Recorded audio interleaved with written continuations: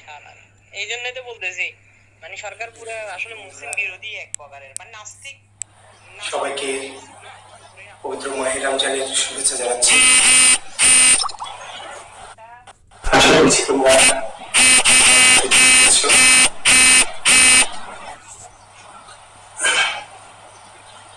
আমরা আজকে মধ্যযুগের বৈষ্ণব পদাবলী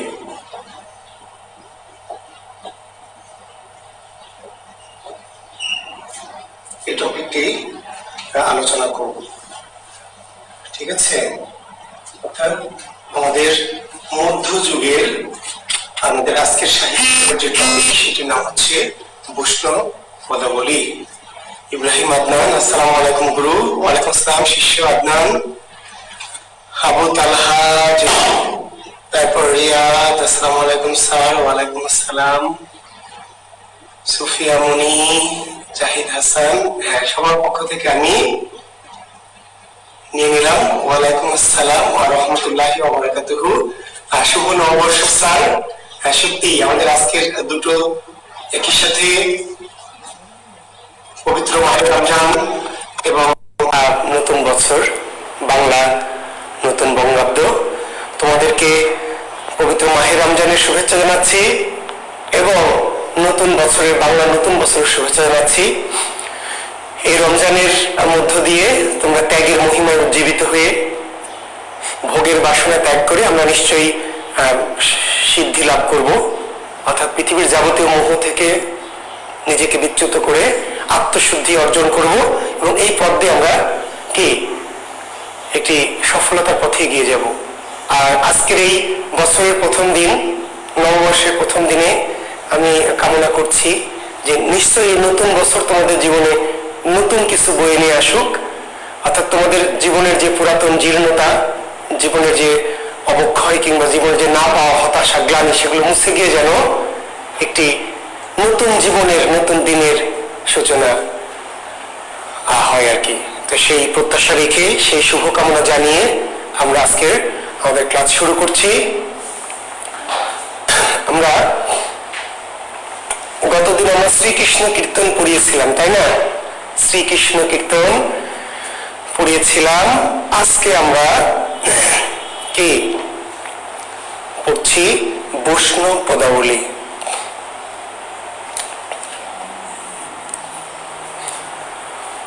তো শুরুতেই আমরা কিছু রিলেটেড কথা বলবো, প্রেক্ষাপটে বলবো। নিশ্চয় তোমাদের বলেছি এই কথাগুলি, তো আরেকটু যুক্ত করছি যে বৈষ্ণব পদাবলী এটি কি বৈষ্ণব ধর্মকে কেন্দ্র করে রচিত হয়েছে।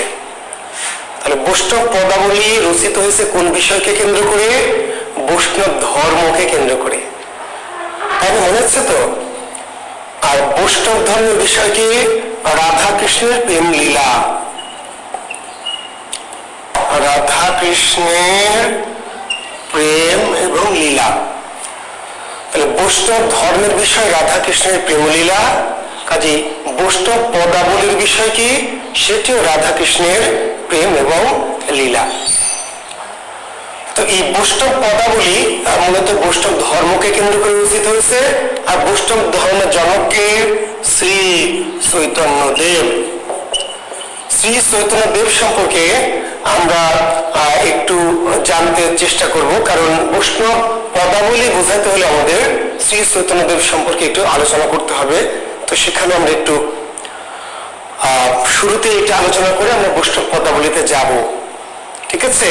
কারণ আমি আবার বলছি, বৈষ্ণব ধর্মটাকে বুঝতে হলে বা বৈষ্ণব পদাবলীকে বুঝতে হলে একটু শ্রী চৈতন্য দেব এর একটু আলোচনাটা লাগবে। তা আমরা আবার বলছি যে এই কথাগুলি আমাদের নানানভাবে হয়তো যোগ বিভাগের সময় একটু একটু চলে এসেছে, তবু আমাকে একটু আলোচনাটাকে সুন্দর করার জন্য বলতে হচ্ছে। শ্রী চৈতন্য দেব, যার জন্ম হচ্ছে 1486 সালে নদিয়া বা নবদ্বীপ।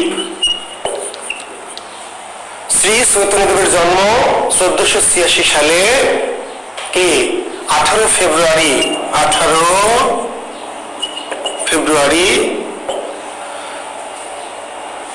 দোল পূর্ণিমার রাতে, তাই না?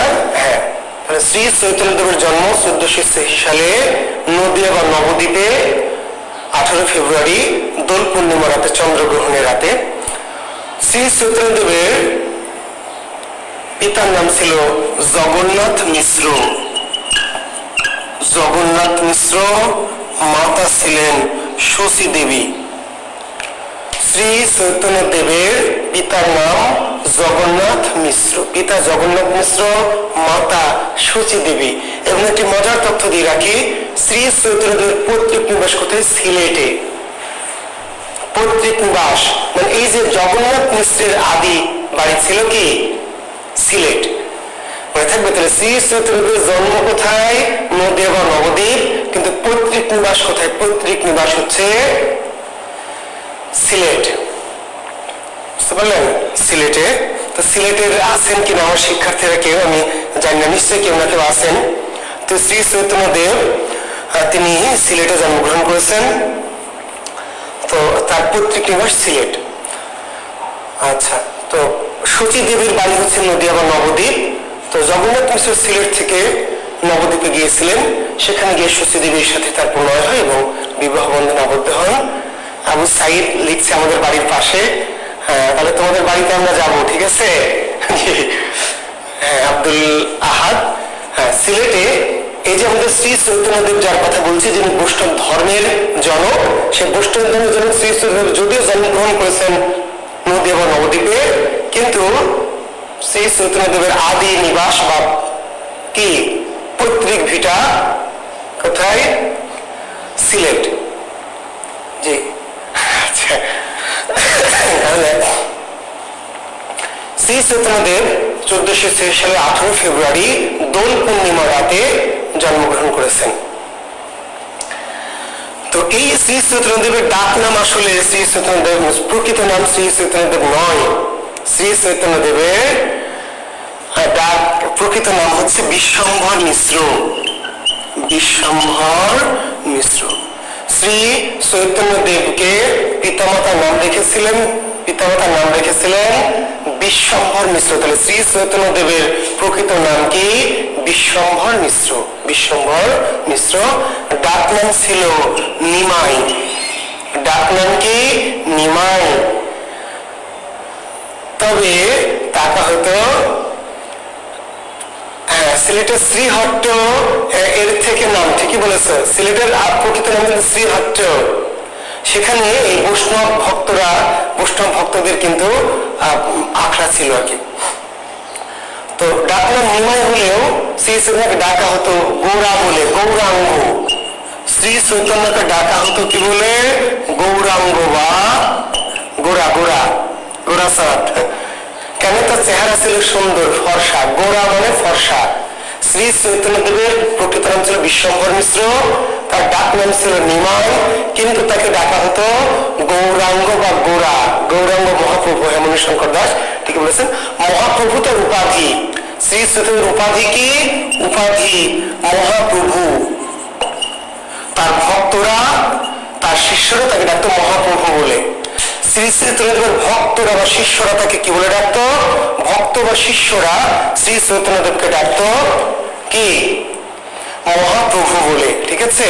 তো গৌরাঙ্গ বা গোরা তাকে ডাকা হতো কারণ তার চেহারা ছিল খুবই কি? ফর্সা, সুন্দর। ঠিক আছে? হ্যাঁ, অনেক সুন্দর, তো অনেক ফর্সা, অনেক সুন্দর, দুধে আলতা যাকে আমরা বলি, গায়ের রং। আচ্ছা, তাহলে আমরা আবার বলছি, তো তার নাম কেন শ্রী চৈতন্য দেওয়া হলো সাহিত্যে? তিনি মানুষের মাঝে চেতনা জাগ্রত করেছিলেন। মনে করা হলো তিনি সাধারণ মানুষকে কি করেছিলেন? তাহলে তার নাম শ্রী চৈতন্য কেন? শ্রী চৈতন্য তার নাম না, তার নাম হলো বিশ্বম্ভর মিশ্র, ডাক নাম হলো নিমাই। মানুষ তার চেহারা ফর্সা সুন্দর বলে ডাকতো গৌরাঙ্গ বা গোরা। তার উপাধি ছিল মহাপ্রভু। শ্রী চৈতন্য নাম কোথা থেকে এলো? তিনি মানুষকে ধর্মীয় চেতনা দিয়েছিলেন। এই যে বিশ্বম্ভর মিশ্র বা কি গৌরাঙ্গ মহাপ্রভু সাধারণ মানুষকে কি করেছিলেন? ধর্মীয় চেতনা দিয়েছিলেন বিধায় তাকে বলা হয় কি? চৈতন্যদেব। আচ্ছা, এখন এই চৈতন্যদেব যিনি হিন্দু সমাজে রাধা কৃষ্ণ কিন্তু আগে থেকে আছে। আমরা এর আগে একটু শ্রী আগে থেকে কিন্তু কি রাধা কৃষ্ণ, তাই না?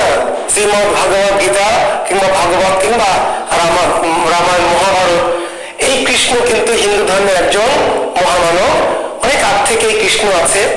কিন্তু চৈতন্যদেব করলেন কি, রাধা এবং কৃষ্ণের প্রেমকে একটি ধর্মীয় রূপ দিলেন, একটা ধর্ম। রাধা কৃষ্ণের প্রেমকে একটি ধর্মীয় আবরণ দিলেন, ধর্মীয় মোড়ক দিলেন। এই জন্য বৈষ্ণব ধর্মকে বলে প্রেম ধর্ম। বৈষ্ণব ধর্মের অপর নাম কি? প্রেম ধর্ম। বৈষ্ণব ধর্মের অপর নাম প্রেম ধর্ম। ওকে, এখন এই জায়গায় আমরা বলেছিলাম, আপনারা অনেকে যখন শ্রীকৃষ্ণ কীর্তন পড়ায় তখন বলেছিলেন রাধাকৃষ্ণের প্রেমের ধর্মীয় ব্যাখ্যাটা। আমরা আবার বলছি ধর্মীয় ব্যাখ্যা আমি খুব গভীরে যাব না, তবে সংক্ষেপ একটু দেওয়ার চেষ্টা করবো। দেখেন, প্রেম ধর্মটা কি? পৃথিবীর সকল ধর্ম তো প্রেম ধর্ম, পৃথিবীর সকল ধর্ম কিন্তু প্রেম ধর্ম। কেন প্রেম ধর্ম? আপনি সৃষ্টিকর্তাকে কেমন ভালো বলবেন? সৃষ্টিকর্তাকে পাবেন কই? আমরা যে ভিখারিকে ভিক্ষা দিচ্ছি, ভিখারিকে যে ভিক্ষা দিচ্ছি, আসলে কি ভিখারিকে ভিক্ষা দিচ্ছি? না, এই দানটা করছি স্রষ্টার জন্য। আসলে আমি প্রকারান থেকে স্রষ্টাকে খুশি করতে চাই।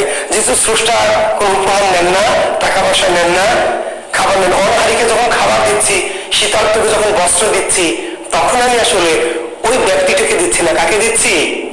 স্রষ্টাকে। কারণ সৃষ্টিকে দেওয়া মানে স্রষ্টাকে দেওয়া, সৃষ্টিকে ভালোবাসা মানে কি? স্রষ্টাকে ভালোবাসা।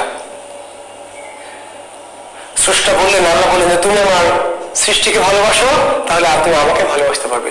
অর্থাৎ বৈষ্ণব এটি প্রেম ধর্ম। রাধা কৃষ্ণের প্রেম যদিও আপাত দৃষ্টিতে মানব মানবের প্রেম, কিন্তু চৈতন্য দেব বা চৈতন্য মহাপ্রভু এটাকে একটা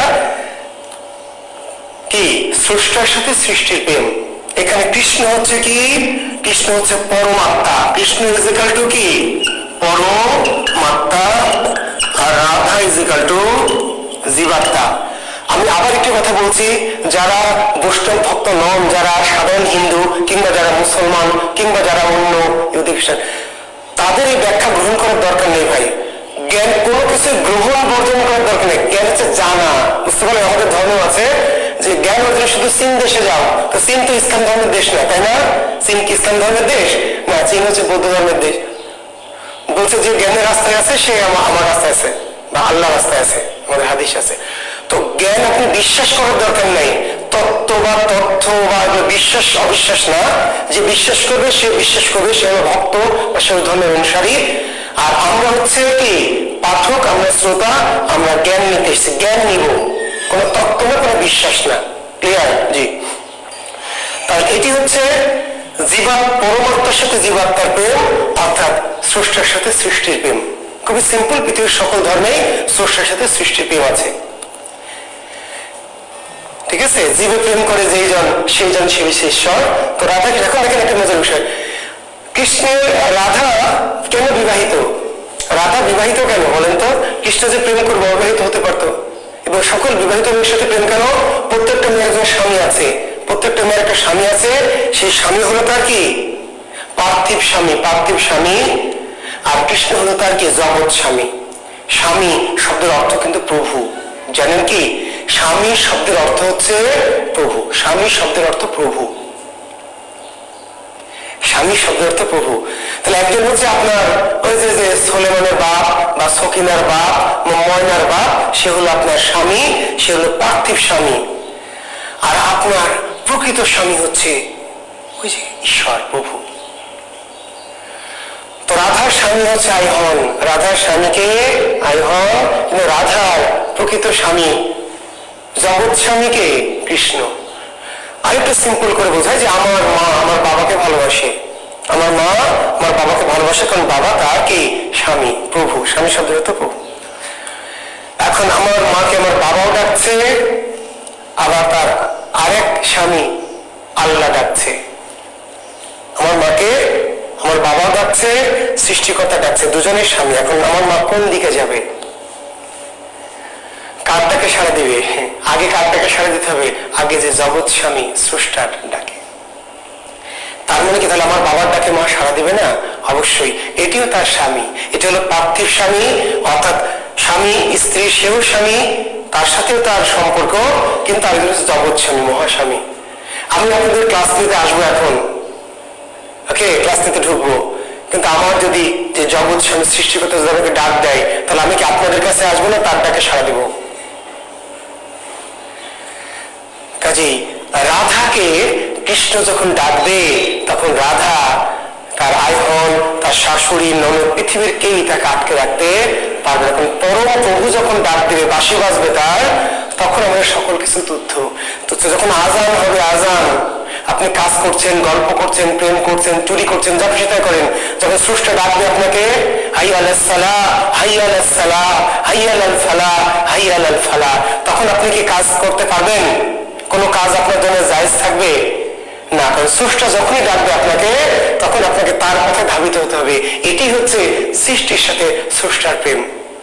আমি সকিনার পাশে বসে আছি, জরিনার পাশে বসে আছি, খালাতো বোনের পাশে বসে আছি, থাকতে পারি পৃথিবীতে, এটি আমার প্রেম, এটি আমার কাজ। কিন্তু যখন স্রষ্টা ডাকবে আমাকে, স্রষ্টা পরম আরাধ্যকে ডাকবে, তখন সকিনা, জরিনা, ময়না, আমার বাবা মা আমাকে আটকে রাখতে পারবে না। আমাকে ওই যে হাইয়া আলাস সালাহ, হাইয়া আলাস সালাহ, স্রষ্টার সাথে মিলনের জন্য আমাকে কি নামাজ, তো স্রষ্টার সাথে কি আপনার মিলন, স্রষ্টার সাথে কি সৃষ্টির মিলন, নামাজ, নামাজ কি নামাজ, স্রষ্টার সাথে সৃষ্টির, ঈশ্বরের সাথে মানুষের কি মিলন, প্রেম। বুঝতে পেরেছেন তো? এটা হচ্ছে আধ্যাত্মিকতা। তো রাধা কৃষ্ণের মধ্য দিয়ে এই শ্রী চৈতন্যদেব, কৃষ্ণ হচ্ছে পরমাত্মা এবং রাধা হচ্ছে তার। দেখেন অনেক ব্যাখ্যা, অনেক, আমি ধর্মীয় ব্যাখ্যা এতই জানি যে যদি আমি দিনের 10-12 ঘন্টা শুধু ধর্মীয় ব্যাখ্যায় দিই, তবু আপনাদের মন ভরবে না এত ব্যাখ্যা। কিন্তু আমি বলছি, যেহেতু আমাদের এটি সাহিত্যের কোর্স, জবের কোর্স, আমরা অত বেশি গভীর ব্যাখ্যা যাবো না, তবু দু একটি কথা বলতে হবে যারা অনেকেই একটু বেশি আগ্রহী পাঠক আছেন। দেখেন, যেটি বলছেন যে রাধা কৃষ্ণ, কৃষ্ণের প্রেমটা কি? প্রেম, প্রেম হচ্ছে কি? প্রেম হচ্ছে একটা আকর্ষণ, একটা টান, একটা অনুভব। বাবা মা সন্তানকে ভালোবাসে না বাসে না বলেন তো? শিক্ষার্থী বন্ধুরা বলেন, বাবা মা সন্তানকে ভালোবাসে না বাসে না? বাবা মা প্রত্যেক সন্তানকে তো জীবন দিয়ে ভালোবাসে। বাবা মা, ভাই বোন বাসে তো।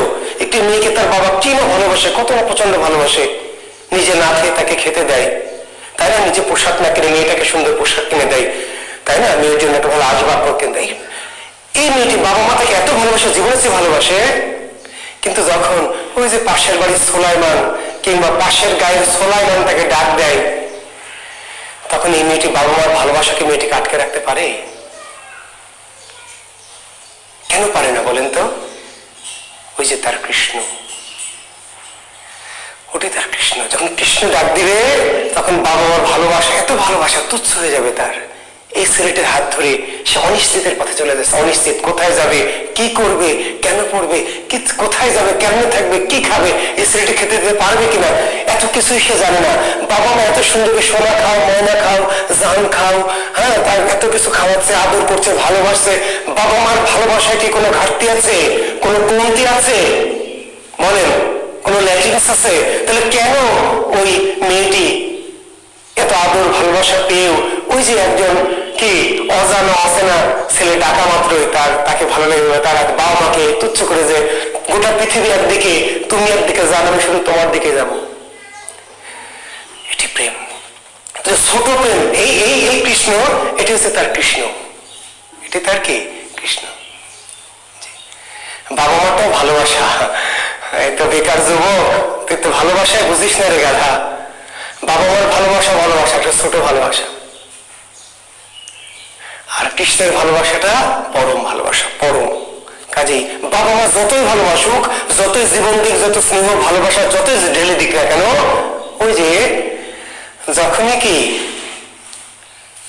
যখনই তাকে ডাকবে, স্রষ্টা যখন ডাকবে বা তার কৃষ্ণ যখন ডাকবে, তখন এই সমস্ত ভালোবাসা তাকে আটকে রাখতে পারবে না। আমাকে যখন আমার স্রষ্টা ডাকবে, সৃষ্টিকর্তা যখন ডাক দিল আমাকে, তখন আপনাদের ভালোবাসা, আমার স্ত্রীর ভালোবাসা, সন্তানের ভালোবাসা আমাকে কি আটকে রাখতে পারবে?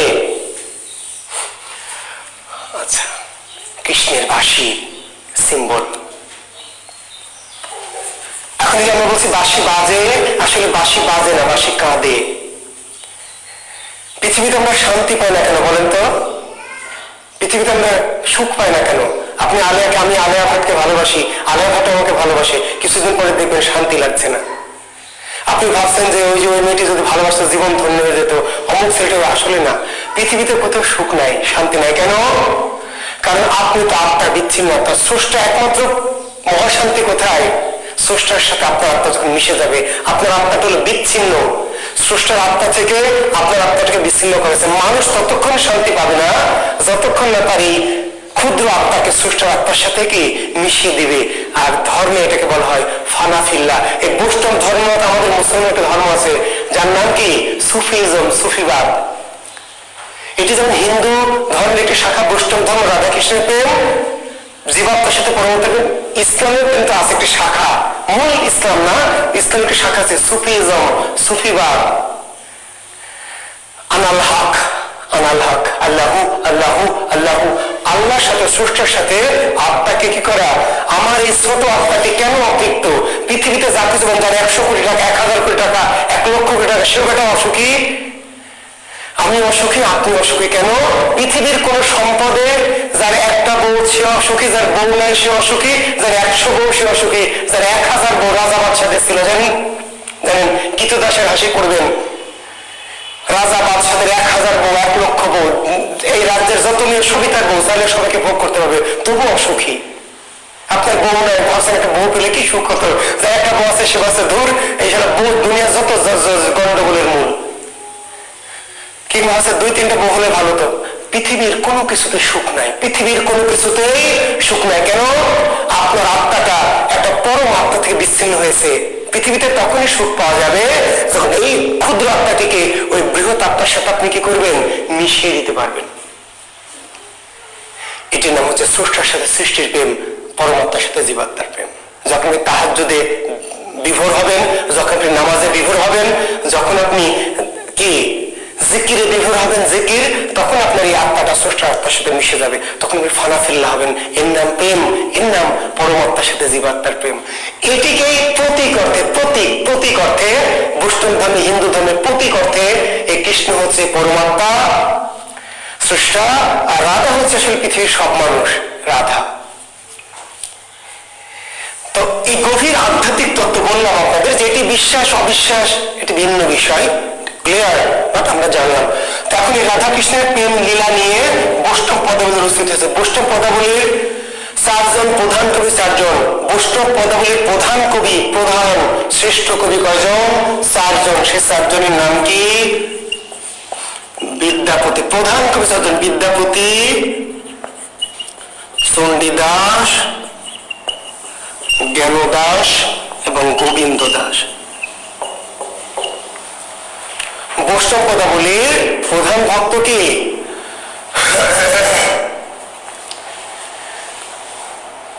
কামনা। আপনি ভাবছেন কেন ভাই? হান্নান হোসেন, লিখন হোসেন, লিখন হোসেন, আপনি কি জানেন? আপনি কামনা ভাবছেন কেন? আপনি সবকিছু ছেড়ে দিয়ে স্রষ্টার কাছে গেলেন, এটা আপনার আকর্ষণ না? রাধা সবকিছু ছেড়ে কৃষ্ণের কাছে, সেটা হলো আকর্ষণ। কামনা নাই পৃথিবীতে, কোনো কিছুতে কামনা নাই। কামনা বলে কিছু, কামনাতে কোনো সুখ নাই। যা কিছু ভাবছেন এটি কামনা না, এটি স্রষ্টার একটা লীলা। আমি সেই ব্যাখ্যা যেতে চাচ্ছি না লিখন হোসেন। আপনি যদি আমাকে ব্যাখ্যা টেনে নিয়ে যান তাহলে মুশকিল। আরো অনেক গভীর ব্যাখ্যা আছে। কামনা নাই ভাই। জি দেখেন লিখন হোসেন, আমি বললাম যে আমাকে বেশি প্রশ্ন করলে আমি কিন্তু একেবারে অন্যদিকে ঢুকে যাবো ধর্মীয় ব্যাখ্যা, তখন আপনি বিপদে পড়বেন। আচ্ছা দেখেন, কৃষ্ণ রাধা গোসল করা দেখে। যেহেতু আপনি প্রশ্নটা করলেন, আমাকে না বললে ভাববেন যে কৃষ্ণ রাধা গোসল করা দেখে না? পুকুর নদীর পাড়ে দাঁড়িয়ে সুবিধা নিলে গাছে উঠে রাধার গোসল করা দেখে। আপনি তো বলবেন নাউজুবিল্লাহ, আস্তাগফিরুল্লাহ, শয়তান, বেয়াদব কোথায় বলবেন? আপনি ভাববেন এটা বেয়াদব, কেমন করে কি ভগবান হবে? রাধার গোসল করা দেখছে। ওকে, আসলে আপনি বোঝেন না ধর্ম কি। আচ্ছা আমি আসলে ইসলামের সাথে এটাকে মিলাবেন না, ধর্মের সাথে মিলানো ঝামেলা। ঠিক আপনি সহজ প্রশ্ন করি, আপনি যখন গোসল করেন, একটা মেয়ে যখন গোসল করে, তখন সৃষ্টিকর্তা তাকে দেখে না? দেখে না? দেখতে পায় না? পায় না? আমি বলছি ডোন্ট টেক ইট আদারওয়াইজ, অন্যভাবে নেবেন না। ধর্মের সাথে যদি মেলান নিজের ধর্মের করে ঝামেলা হয়ে যাবে। একটা মেয়ে যখন গোসল করে, স্বল্প কাপড় চোপড় পরে যখন জামা কাপড় চেঞ্জ করে, আপনি তো দেখেন না, দরজার ভিতরে থাকে সে গোসল করে। স্রষ্টা দেখে না? দেখে না? তাহলে এর জন্য কি আপনি লজ্জিত হন, শরম পান? ওই জন্য স্রষ্টাকে অপরাধী হবে? স্রষ্টা যে বলে যে তুমি যা করো বান্দা, তুমি যা করো আমি তাই দেখি, তো যা করে তাই যদি দেখে তা আমার তো উলঙ্গ অবস্থা স্রষ্টা দেখে। আমি যে গোসল করি যা করেছেন স্রষ্টা দেখে না, তাহলে এটা কি স্রষ্টার অপরাধ? তাহলে স্রষ্টা বলতে বান্দা তুই যা করো আমি তা দেখি না, ভালো ভালো জিনিসগুলো দেখি আর আজে বাজে জিনিসগুলো দেখি না। স্রষ্টা বলছে আমি সবকিছুই দেখি। আসলে এটা একটা লীলা। স্রষ্টার কাছে মানুষ তো বাচ্চা। আমার ছোট বাচ্চাটা যে গোসল করে, আমার ছোট বাচ্চা যে গোসল করে, আমার ছোট্ট মেয়েটা গোসল করে জামা কাপড় ছাড়া, আমি তার গোসলটা দেখি না, উপভোগ করি না, সেটাকে আমার পাপ হবে, অপরাধ হবে? সৃষ্টির কাছে, স্রষ্টার কাছে সৃষ্টি তো এরকম ছোট বাচ্চা। বুঝতে পারলেন? লীলা, লীলা বুঝতে হলে ভাই যারা লীলা নিয়ে সন্দেহ থাকবেন, কামটা মিলা ফেলবেন, তারা আমাকে আলাদা করে বলেছি অনেক কথা আছে একেবারে সরাসরি ওখানে। তো ধর্মের ক্লাস না, আমি তো আধ্যাত্মিক নেতা না, আপনার ধর্মীয় গুরু না, আপনাকে ধর্ম ব্যাখ্যা দেবো, ওকে? আর যারা ধর্মীয় ব্যাখ্যা আলাদা করে জানতে চান, আলাদা করে আমার ফেসবুক গ্রুপে আমার মেসেঞ্জার আলাদা লক করবেন, আলাদা ফোন করবেন, আপনাকে আমি পুরো ব্যাখ্যা বুঝাই দিব। বুঝতে পারলেন? আমি এত ধর্মীয় ব্যাখ্যা জানি, বুঝতে পারলেন? মুসলিম, হিন্দু, খ্রিস্টান, বৌদ্ধ, জৈন, ইহুদি, শিখ সকল ধর্মের ব্যাখ্যা আমার কাছে আছে। বা সকল ধর্মের ব্যাখ্যা কি এই ক্লাসে আমি তো ধর্মীয় পুরোহিত হিসাবে আসি না, বুঝতে পারলেন? পাদ্রী হিসাবেও না, ইমাম হিসাবেও না। ধর্মীয় ব্যাখ্যা আলাদা করে জিজ্ঞেস করবেন জানাব। আমি শুধু যেহেতু আমার পড়ার মধ্যে বৈষ্ণব পদাবলী বা বৈষ্ণব ধর্মটা আছে, এই জন্য এটুকু ব্যাখ্যা করছি। জি, স্রষ্টা আমাদের সকল অবস্থায় দেখেন, এটি তার জন্য অপরাধ না, এটি তার লীলা, এটি তার আনন্দ। আমার ছোট্ট বাচ্চা মেয়েটি কি, ছোট্ট বাচ্চা মেয়েটি 1 মাস 2 মাস 1 5 মাসের ওকে গোসল করাচ্ছেন নানি বা দাদি বা আমার মিসেস, আমি বাচ্চাটাকে দেখছি, এটা অপরাধ না, পাপ নয়। সৃষ্টির কাছে, স্রষ্টার কাছে পৃথিবীর সকল মানুষই কি এরকম বাচ্চা। জি, কাজেই বাচ্চার গোসল করা যদি বাবা দেখে তাহলে তার অপরাধ হবে না। জি,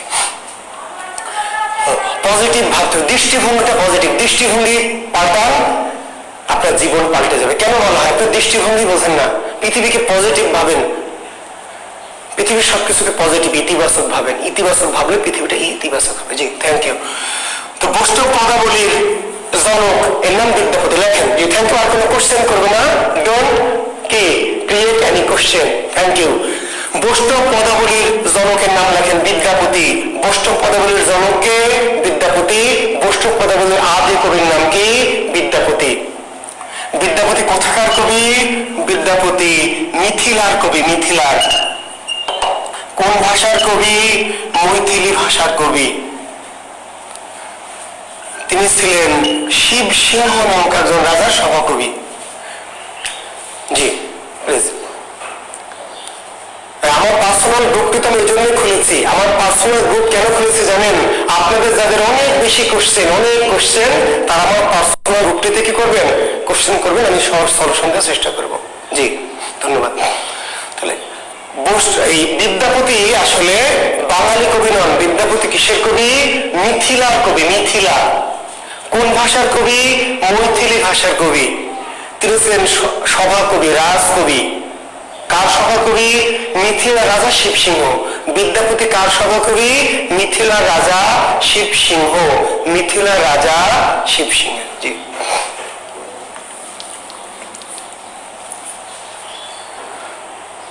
বৈষ্ণব বিদ্যাপতি সম্পর্কে তাহলে কোন পদাবলীর জনককে বা বৈষ্ণব পদাবলীর জনককে?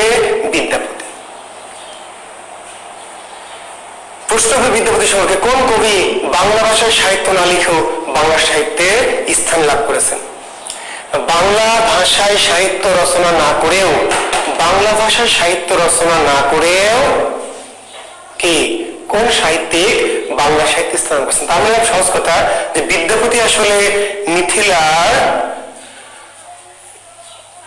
বাঙালি কবি নন, মিথিলার কবি, মৈথিলি ভাষার কবি। মিথিলার সবচেয়ে বড় কবি, মিথিলার সবচেয়ে বড় কবি, মৈথিলি ভাষার সবচেয়ে বড় কবি বিদ্যাপতি। বুঝতে পারলেন? যে মিথিলা রাজ সভাকবি, মিথিলা রাজা শিব সিংহের সভাকবি। এখন এই যে বিদ্যাপতি কি করলেন? বিদ্যাপতি বৈষ্ণব পূর্ববর্তী কবি। বিদ্যাপতি মানবেন চৈতন্য পূর্ববর্তী কবি। চৈতন্য দেবের জন্মের পূর্বে চতুর্দশ শতকের কবি। কত শতকের? চতুর্দশ শতকের কবি বিদ্যাপতি। মনে রাখবেন, বিদ্যাপতি ও চণ্ডীদাস চৈতন্য পূর্ব কবি, আর জ্ঞানদাস গোবিন্দ দাস চৈতন্য পরবর্তী কবি। মনে থাকবে, আমরা চৈতন্য পূর্ব যুগ আর চৈতন্য পরবর্তী যুগ মনে ছিল, মনে আছে আপনাদের? চৈতন্য পূর্ব যুগ আর চৈতন্য যুগ, চৈতন্য পরবর্তী যুগ। তাহলে এই চারজন বড় বৈষ্ণব কবির মধ্যে বিদ্যাপতি আর চণ্ডীদাস চৈতন্য পূর্ব যুগের কবি, চৈতন্য পূর্ব যুগের কবি, আর জ্ঞানদাস আর গোবিন্দ দাস চৈতন্য পরবর্তী যুগের কবি। মনে থাকবে? তাহলে চৈতন্য পূর্ব যুগের কবিকে বিদ্যাপতি কত শতকের কবি? চতুর্দশ শতক। বিদ্যাপতি কত শতকের কবি? উত্তর দেবেন কি? চতুর্দশ শতকের, চতুর্দশ শতকের কবি বিদ্যাপতি। এই বিদ্যাপতির উপাধি মৈথিল কোকিল, বিদ্যাপতির উপাধি কবি কণ্ঠহার, বিদ্যাপতির উপাধি অভিনব জয়দেব। জি, লিখে নেন, বিদ্যাপতির তিনটি উপাধি। কি কি উপাধি? বিদ্যাপতির উপাধি কবি কণ্ঠহার, বিদ্যাপতির উপাধি হলো মৈথিল কোকিল, বিদ্যাপতির উপাধি হলো অভিনব জয়দেব। তাহলে বিদ্যাপতির উপাধি কোনটি বা কোনটি নয়? বিদ্যাপতির উপাধি কোনটি বা কোনটি নয়? তাহলে বিদ্যাপতির উপাধি কবি কণ্ঠহার, বিদ্যাপতির উপাধি মৈথিল কোকিল, বিদ্যাপতির উপাধি অর্জুন দেবনাথ গাধা। তো প্রশ্ন করে জানতে হবে না গাধা, প্রশ্নপত্রের শ্রেষ্ঠ কবিকে আমি পড়াবো, তোদের কোনো কিছুই প্রশ্ন করে জানতে হবে না বাবা আমার কাছে। আমি জানি ছাত্রকে কি জানাতে হবে, শিক্ষার্থীকে কি কি জানাতে হবে, কি কি কি জানাতে হবে সবই আমি জানি। কাজে কোনো কিছু আমাকে প্রশ্ন করে জানতে হবে না বাবা, একটু ধৈর্য ধর, সবর কর। যা যা জানা লাগবে তোর সব আমি এমনিতে বলবো, তুই জিজ্ঞেস করে আমাকে জানবি। আমি এত অগামগা টিচার না, তুই খালি শুনবি। বুঝা গেছে? শোনা কাম, সব বলার দায়িত্ব আমার। কোনো কিছু আমাকে জিজ্ঞেস করে জানতে হবে না। জি, তাহলে বিদ্যাপতির উপাধি কি? বিদ্যাপতির উপাধি কবি কণ্ঠহার, বিদ্যাপতির উপাধি মৈথিল কোকিল, বিদ্যাপতির উপাধি অভিনব জয়দেব। তাহলে প্রশ্নবে নিচের কোনটি বিদ্যাপতির উপাধি নয়? নিজের কোনটি বিদ্যাপতির উপাধি নয়? তাহলে এই তিনটা বাদ দিয়ে যেটা থাকবে সেটা উপাধি নয়। জি, তো এই বিদ্যাপতি আসলে বাঙালি কবি না মিথিলার কবি, মৈথিলি কবি? তো বিদ্যাপতি রাধা কৃষ্ণের এই কাহিনী নিয়ে সাহিত্য লিখবেন, রাধা কৃষ্ণের প্রেম নিয়ে তিনি সাহিত্য লিখবেন। তো রাধা কৃষ্ণের বেশিরভাগ ভক্ত হলো বাংলার মানুষ, বাংলা অঞ্চল। বাংলা মানে কিন্তু শুধু বাংলাদেশ না, দেখেন আমরা যে যুগের কথা বলছি, বাংলা মানে কিন্তু কলকাতা কেন্দ্রিক বাংলা, এবং আমাদের এই বাংলা অঞ্চল সহ, মানে বাংলা অঞ্চল বলতে কিন্তু শুধু এটুকু না, কি পশ্চিমবঙ্গ এবং এই বাংলা, পূর্ব বাংলা পশ্চিম বাংলা দুটো মিলে কিন্তু বাংলা অঞ্চল। তো বিদ্যাপতি রাধা কৃষ্ণের প্রেম নিয়ে কবিতা লিখবেন, কিন্তু রাধা কৃষ্ণের বেশিরভাগ ভক্ত কোথায় বলে? বাংলা অঞ্চলের মানুষ। তো তিনি চিন্তা করলেন, আমি যদি রাধা কৃষ্ণের প্রেম লিখি তাহলে কি হবে? তাহলে তাহলে বাংলা অঞ্চলের মানুষ তো আমার লেখা পড়তে পারবে না। কেন পড়তে পারবে না? কারণ তো তারা তো বাংলা বোঝে না। তিনি মৈথিলি ভাষায় লেখেন। রাধা কৃষ্ণের প্রেম নিয়ে লিখতে হলে কি করতে হবে? হ্যাঁ ছেলেরা, নামাজ পড়লে শান্তি পাওয়া যায় কি যায় না? যে হিন্দু সে কি শান্তি পাবে? যে খ্রিস্টান সে কি শান্তি পাবে? তুমি শান্তি পাবা, তোমার শান্তি। এটা নিয়ে বিতর্কের কি আছে? খবরদার, কোন বিতর্ক, আমি এখানে ধর্ম পড়াতে আসি না, কোন বিতর্ক সৃষ্টি করবা না। তোমার শান্তি তোমার, মণিশঙ্করের শান্তি মণিশঙ্করের, অনন্যার শান্তি অনন্যার, আমার শান্তি আমার। তোমার শান্তি আমার শান্তি হবে তোমাকে কে বলেছে? বোঝা গেছে? কাজে কোন বিষয় নিয়ে অযথাই গ্রুপের মধ্যে এমন কিছু করবা না যেটা গ্রুপের মধ্যে অযথাই ঝামেলা ক্রিয়েট করে। কোন তোমার শান্তি তোমার, অবশ্যই নামাজের শান্তি আমার কাছে। হিন্দুর কাছে কেন হবে শান্তি? তার কাছে শান্তি হবে কেন বাবা? তার কাছে পূজা করলে শান্তি। তোমার মা তোমার কাছে শ্রেষ্ঠ, আমার কাছে কি তোমার মা শ্রেষ্ঠ? এত সহজ জিনিস বোঝো না কেন? আমার মা আমার কাছে, আমার মা পাগলি হোক, ছাগলি হোক, সেরা শাড়ি পড়ুক, বোকা হোক, অশিক্ষিত হোক, আমার মা আমার কাছে পৃথিবীর সবচেয়ে সেরা। তোমার মা কি আমার কাছে সেরা? আবার তোমার কাছে কি আমার মা সেরা? আমার মেয়ে পাস, জব করে ব্যাংকে, আর তোমার মা কিচ্ছু করে না, সাধারণ মহিলা, গ্রাম্য, পাগলি। তাহলে এই দুই তোমার কাছে সেরা মা কোনটা? আমার মা। যেন জুয়েল কিবরিয়ার মা আমার সেরা, ভাল লাগে? কখনোই হবে না। গদ্য এটুকু জ্ঞান নাই, কেমনে সাহিত্য পড়বি? আমার মা আমার কাছে পৃথিবীর সবচেয়ে শ্রেষ্ঠ মা। কেন? আমার মা কিন্তু অশিক্ষিত, আমার মা পাগল, আমার মা গাধা, আমার মা লেখাপড়া জানে না, তবু আমার মা পৃথিবীতে আমার কাছে শ্রেষ্ঠ। আমার মায়ের কাছে গেলে আমার শান্তি হয়। তোমার মায়ের কাছে গেলে কি আমার শান্তি হবে? শান্তি বুঝিস না গাধা। যার যার শান্তি বাবা তার তার। বুঝতে পারলা? আমার পাশের জনের মা যত স্মার্ট হোক, যত সুন্দরী হোক, যত শিক্ষিত হোক, তবু ওই মা আমার কাছে একদম ভালো লাগবে না। আমার মা যত অশিক্ষিত, তবু আমার মা যত পাগলি, তবু আমার কাছে ভালো। কাজে কার কি শান্তি, এটা নিয়ে অযথা বিতর্ক কেন সৃষ্টি করেন? সাহিত্যের ক্লাস আমি কথা বলেছি, কোনোভাবেই সাহিত্য কোনো সিরিয়াসলি নেবেন না। সাহিত্যের কোনো আলোচনাকে কোনো সিরিয়াসলি নেবেন না। আপনাকে জানতে এসছেন, বিশ্বাস করতেন না তো কেন বোঝেন না? এই যে যারা কমেন্ট করছেন নানান ভাবে, এরা কিন্তু খুবই মূর্খ, আমার ক্লাস করার অনুপযোগী। যারা অযথা এই বিষয়গুলো পেশাপেশি করেন, কমেন্টস করেন অযথা, বুঝতে পেরে আমার ক্লাস করা একদম অনুপযোগী। কারণ আমি একটি কথা বলেছি যে আমার ক্লাসকে ক্লাস ভেবে নেবেন, ধর্ম ভেবে না। যে ক্লাসকে ক্লাস ভাবে নেবেন, ধর্ম ভেবে নেবেন না ভাই। কেমনি হবে বলেন? আপনি এমএ পাস করেও যদি ধর্ম বোঝেন না, তাহলে তো মুশকিল। জি, আপনার ধর্ম তো আমাকে শান্তি দেবে না। ওই যে বৈষ্ণব ধর্ম মণিশঙ্করের, ওই ধর্মকে আমাকে শান্তি দেবে? আবার আমার যে ধর্ম, সেটা কি মণিশঙ্করকে শান্তি দেবে? যার যে ধর্ম তাকে তাকে শান্তি দেবে। জি, আপনার ধর্ম আপনি পালন করবেন, আপনাকে শান্তি দিবে। অন্য ধর্ম অন্যকে পালন করতে দেবেন, সেটা তার শান্তি দিবে। জি, আমার মা আমার কাছে শ্রেষ্ঠ, এটা আমি বলবো, এটা আমি বারবার বলবো, কিন্তু অন্যের মাঝে অসেরা এটা বলার অধিকার আমার নাই, এটা মনে রাখবেন। আমার মা শ্রেষ্ঠ, এটা আমি 100 বার বলবো। আমার দেশ পৃথিবীর সবচেয়ে শ্রেষ্ঠ দেশ, এটা আমি 100 বার বলবো। কিন্তু অন্য দেশ খারাপ, অন্য মা খারাপ, এটি বলার অধিকার আপনাকে কে দিয়েছে? কেউ দেয়নি, আপনি নিজে নিজে নিয়ে নিয়েছেন। এদেরকে বলা হয় গোড়া, মৌলবাদ। বুঝতে পারলেন? এটা অন্যভাবে নেবেন না। Don't take it otherwise. আমি আবার বলছি, আমার মা পৃথিবীর শ্রেষ্ঠ, আমার মা পৃথিবীর সবচেয়ে সেরা মা, এটা আমি বলবো, 100 বার বলবো। এটি বলা আমার, আমি মাইক নিয়ে বলবো, সিলেবাস, আমার মা পৃথিবীতে শ্রেষ্ঠ, আমার ধর্ম পৃথিবীতে শ্রেষ্ঠ। কিন্তু অন্য ধর্ম খারাপ, এটি বলার অধিকার আপনার নাই। জি, যদি ধর্ম বোঝেন তাহলে আমার কথা বুঝবেন, আর যদি ধর্ম না বোঝেন তাহলে আমার কথা বোঝার ক্ষমতা আপনি না। বুঝতে হবে আপনি ধর্ম বোঝেন না, আপনি আসলেই মূর্খ। জি,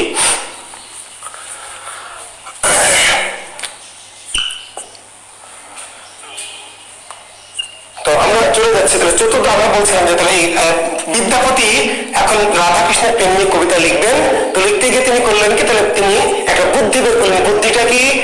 যে যেহেতু রাধাকৃষ্ণের ভক্তরা কোথাকার, বাংলা অঞ্চলের, আবার তিনি হলেন মিথিলার মানুষ, তাহলে তিনি মিথিলা মৈথিলি ভাষায় যদি রাধাকৃষ্ণের প্রেম নিয়ে লেখেন, তাহলে তো বাঙালি পাঠকরা পড়বে না। রাধাকৃষ্ণের যারা মূল ভক্ত বাংলা অঞ্চলের, তারা তো পড়বে না,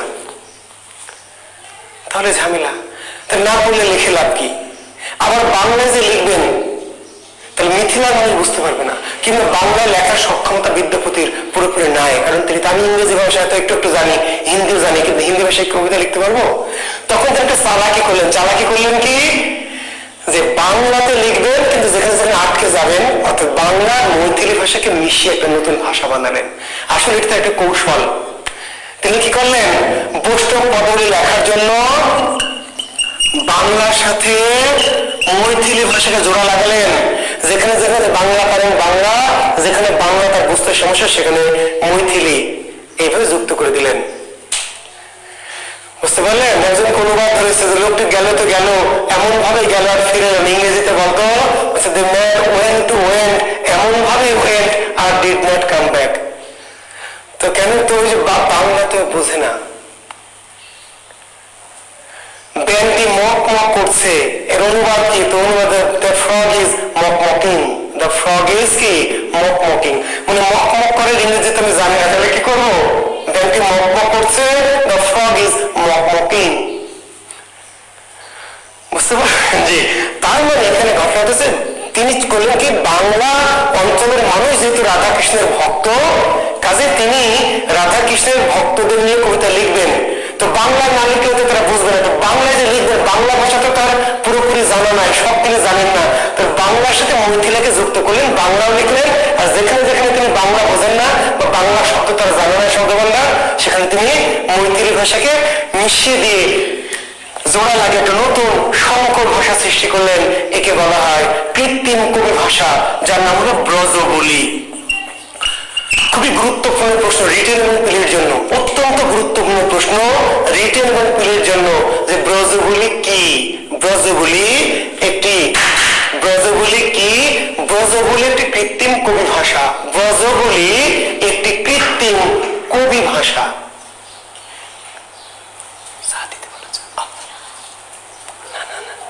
ব্রজবুলি একটি কৃত্রিম কবি ভাষা। কৃত্রিম কেন?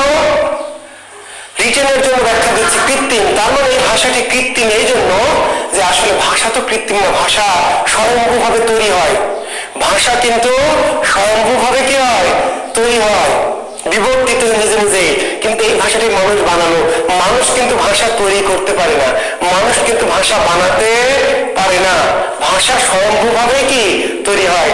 কিন্তু বিদ্যাপতি ভাষাটিকে কি করে একজন মানুষকে ভাষা বানালো, এই জন্য ভাষাটিকে বলা হয় কৃত্রিম কবি ভাষা। কৃত্রিম মানে মানুষের তৈরি। কবি ভাষা কেন?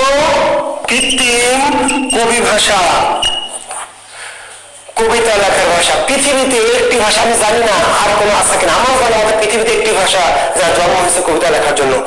ভাষা সৃষ্টি হয়েছে কি কবিতা লেখার জন্য? না শিক্ষার্থী বন্ধুরা, ভাষা সৃষ্টি হয়েছে মানুষের মনের ভাব প্রকাশের জন্য। ভাষার সৃষ্টি কিসের জন্য? মানুষের মনের ভাব। গান কবিতা লেখার জন্য ভাষা সৃষ্টি হয় না, পরবর্তীতে আমরা মনের ভাব প্রকাশ করেছি ছন্দে ছন্দে, গানে গানে, সুরে সুরে, সেগুলো সাহিত্য সৃষ্টি হয়েছে। কিন্তু ভাষার জন্ম হয়েছে মনের ভাব প্রকাশের জন্য। কিন্তু পৃথিবীতে একটি ভাষার জন্ম হয়েছে কবিতা লেখার জন্য। পৃথিবীতে একটি মাত্র ভাষা যার সৃষ্টি করা হয়েছে কেন?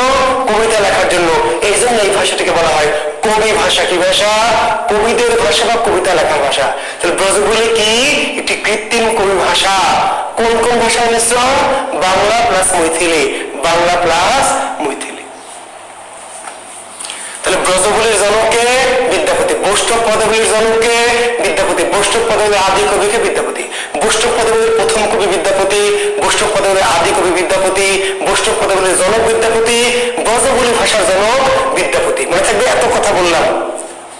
বৈষ্ণব পদাবলীর জনক বিদ্যাপতি, পদাবলীর আদি রচয়িতা বিদ্যাপতি, পদাবলীর প্রথম কবি বিদ্যাপতি, ব্রজবুলি ভাষার জনক বিদ্যাপতি, ব্রজবুলি ভাষার স্রষ্টা বিদ্যাপতি।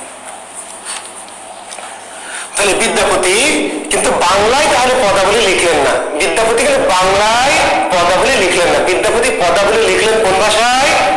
ব্রজবুলি ভাষায়, ব্রজবুলি। ঠিক আছে। এখন একজন প্রশ্ন করেছেন, এই প্রশ্নের উত্তর দেওয়া দরকার। এখন এই যে বৈষ্ণব পদাবলীর কথা বলছি, বৈষ্ণব পদাবলীর মূল রস হচ্ছে কি? মধুর রস। যে বৈষ্ণব পদাবলীর কথা আমরা বলছি, বৈষ্ণব পদাবলীর প্রধান রসের নাম কি? মধুর রস। মধুর। বৈষ্ণব পদাবলীর প্রধান রসের নাম কি? মধুর রস। বাংলা সাহিত্যে 9 প্রকার রস আছে। আপনারা আমাদের যদি শিডিউল পেয়েছেন, আমাদের গ্রুপে আছে শিডিউলে দেখবেন আমাদের একটা টপিকের নাম আছে রূপ রস, আছে রস, রূপ রস, ছন্দালোক। আমরা আলোচনা করবো রস নিয়ে, ডিটেলস আলোচনা করবো। রোজার মাসটা পার হয়ে যাক, তাই না রে ভাই? রোজার মাসে সব রস মাস, এমনিতে রাধা কৃষ্ণ পড়াচ্ছে। তারপর আবার অনেকেই হুজুর মুজুর টাইপে যারা আছেন তাই বলবেন যে বিয়ারদুল স্যার রোজা থেকে এসে কি আজে বাজে কথা বলে। তো যাই বলে, আমার তো পড়ানো লাগবে ভাই, টাকা নিয়েছি পড়ানোর জন্য। যদি না পড়ায় ফাঁকি দেই তাহলে আমার কি হবে? এই টাকাটা আমার ভালো হবে না, হারাম হয়ে যাবে, তাই না? আমি পড়াইতে হবে। জি। তো বৈষ্ণব সাহিত্যে আমরা মূল রস বাংলার সাথে 9 প্রকার, সেটা নিয়ে আমরা পরে কথাবার্তা বলবো। কিন্তু বৈষ্ণব পদাবলীর রস হচ্ছে 5টি। বৈষ্ণব পদাবলীর বা পদাবলীর সাহিত্যের রস কয়টি? 5টি। 5টি পদাবলীর সাহিত্যের রস হচ্ছে কি? 5টি। তার মধ্যে প্রধান রস, পদাবলীর প্রধান রস কি? মধুর রস। বৈষ্ণব পদাবলীর প্রধান রস হচ্ছে মধুর রস। মধুর। সাধারণ সাহিত্যে যেটাকে বলা হয় প্রেম রস। সাধারণ সাহিত্যে যে রসটা বলে প্রেম রস, এই প্রেম রসকে বলা হয় কি? আদি রস। এই আদি রসের অপর নাম কি? শৃঙ্গার রস। সৃষ্টির প্রথম আদম হাওয়াজের রস, আদম হাওয়াজের রস, সেই রসটার নাম কি? আদি রস। সেই রসটার নাম প্রেম রস, সেই রসটার নাম শৃঙ্গার রস। যার নাম আদি রস, যার নাম প্রেম রস, তার নামই শৃঙ্গার রস। আর বৈষ্ণব সাহিত্যে বা পদাবলী সাহিত্যে এই রসকে নাম দেওয়া হলো কি? মধুর রস। সাধারণ সাহিত্যে যেটা প্রেম রস, আদি রস বা শৃঙ্গার রস, দেখবেন বিসিএস দেখবেন মেবি 36 বা 37 বিসিএস এর প্রশ্ন এসেছে যে বৈষ্ণব সাহিত্যে প্রেম রসকে কি বলা হয়। 36 37 বিসিএস এর প্রশ্ন দেখবেন যে প্রেম রসকে বৈষ্ণব সাহিত্যে কি বলা হয়। বৈষ্ণব সাহিত্যে প্রেম রসকে বলা হয় কি মধুরস। এটি বৈষ্ণব সাহিত্যের শ্রেষ্ঠ রস। আর বৈষ্ণব সাহিত্যের রস কয়টি? 5টা। কি কি রস আছে? রস আছে হলো দাস্য রস, একটা হলো সখ্য রস, আর একটি হলো বাৎসল্য রস, দাস্য রস, দাস্য রস, সখ্য রস, বাৎসল্য রস, মধুর রস, আর একটা কি দাস্য শান্ত। জি, তাহলে বৈষ্ণব সাহিত্যের রস কয়টি? বৈষ্ণব সাহিত্যের রস 5টি। হ্যাঁ, জাহিদ হাসান, থ্যাংক ইউ। সাহিত্যে বিসিএস এর প্রশ্নটি আছে, থ্যাংক ইউ। সাহিত্য বৈষ্ণব সাহিত্যের রস হচ্ছে 5টি।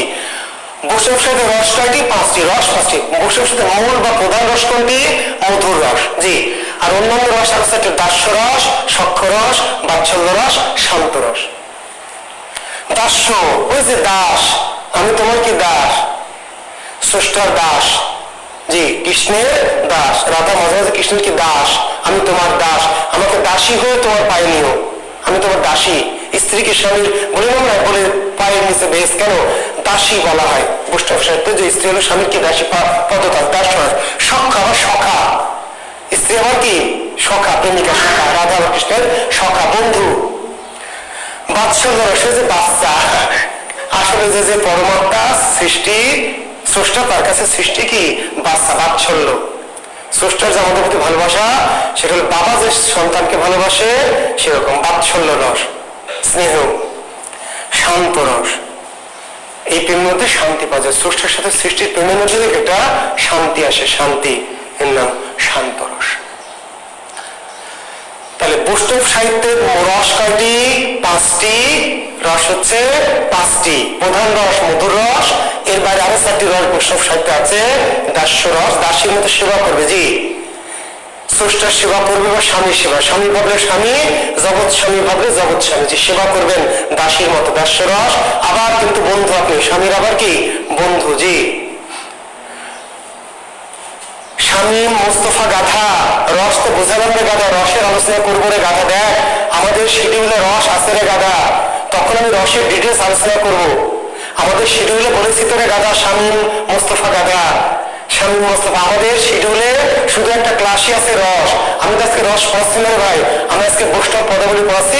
রসটা যেহেতু চলে এসছে একটু বলছি, আর রস নিয়ে সারা ক্লাস একটু কথা বলবো, দেখা আমাদের শিডিউলে দেওয়া আছে। তো রস কি, কাকে বলে, রস কেমনে আসে, কেমনে হয়, তোকে সব বুঝাই দিব, একটু ওয়েট কর, ধৈর্য ধর। জি, তাহলে সখ্য, বাৎসল্য রস, শান্ত রস। এখন বিদ্যাপতির দুটি পদ, দুটি লাইন আপনাদের জানতে হবে। আসবে নিচের কোনটি? বিদ্যাপতি রচিত পদ। কিন্তু একটা পদ দিয়ে বলবে কি এই পদটি কার লেখা। বুঝতে পারলেন? এই যে বৈষ্ণব পদের বড় বড় পদের রচয়িতা বিদ্যাপতি, চণ্ডীদাস, জ্ঞানদাস, গোবিন্দাস, এদের একটা গুরুত্বপূর্ণ লাইন আপনাদের জানতে হবে। এগুলো পরীক্ষা আসবে যে এই পদটি কার লেখা, বা নিচের কোনটি জ্ঞানদাসের, কোনটি গোবিন্দ দাসের, কোনটি চণ্ডীদাসের। তো বিদ্যাপতির পদ খুব গুরুত্ব, অনেক পদ আছে, 2টি গুরুত্বপূর্ণ পদ বলছে। বিদ্যাপতি বলছে, হে সখী, হে সখী আমার দুঃখের নাহি ওর, হে সখী আমার দুঃখের নাহি ওর, এই ভরা বাদর মহাভাদর শূন্য মন্দির মোর। হে সখী আমার দুঃখের নাহি ওর, এই ভরা বাদর মহাভাদর শূন্য মন্দির মোর। ঝম্পি ঘন ঘোর জন্তি সন্ততি, ভুবন ভরি ভরি খন্তিয়া, কান্ত পাহুন কামদারুণ সঘনে খরসর হন্তিয়া। পুলিশ শত শত পাত মোদিত মৌর নাচত মতিয়া, মত দাদুরি ডাকে ডাহুকি ফাটে যাও তো সাতিয়া। কারপর বিদ্যাপতির, বিদ্যাপতির। জি, বোঝা যাচ্ছে কি এই পদগুলি? বোঝা যাচ্ছে? বোঝা যাচ্ছে না ভাই। কেন বোঝা যাচ্ছে না? বাংলা ভাষায় তো না, কেমনে বোঝা যাবে? এটা বাংলা ভাষা না, কোন ভাষা? ব্রজবুলি, ব্রজবুলি, ব্রজবুলি। বুঝতে বুঝতে পারলেন? এই যে তাহলে বিদ্যাপতির যত পদ বাংলা ভাষায় একটু লেখা হয়নি, সকলগুলি লেখা হয়েছে কি ব্রজবুলি। ব্রজবুলি মানে হলো বাংলা, এবং বাংলা আছে একটু একটু বোঝালে বুঝতে পারবেন। হে সখী, তো সখী বাংলা না সখী? হে সখী আমার দুঃখের নাই ওর, হে সখী আমার আমার দুঃখের নাহি ওর,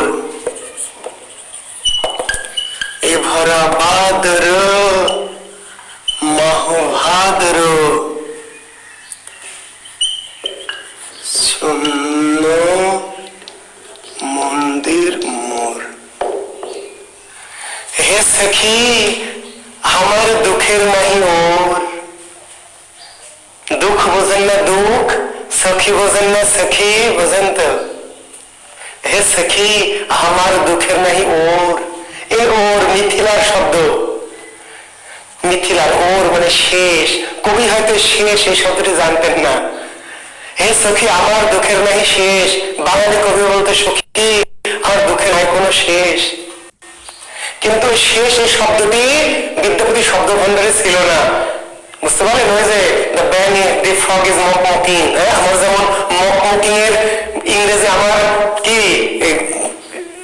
এর মধ্যে নাই, ঠিক তেমনি শেষ এটি নাই। তো বলে হে সখী আমার দুঃখের নাহি ওর, হে সখী আমার দুঃখের নাই শেষ, আমার দুঃখের নাই শেষ। বোঝেন না?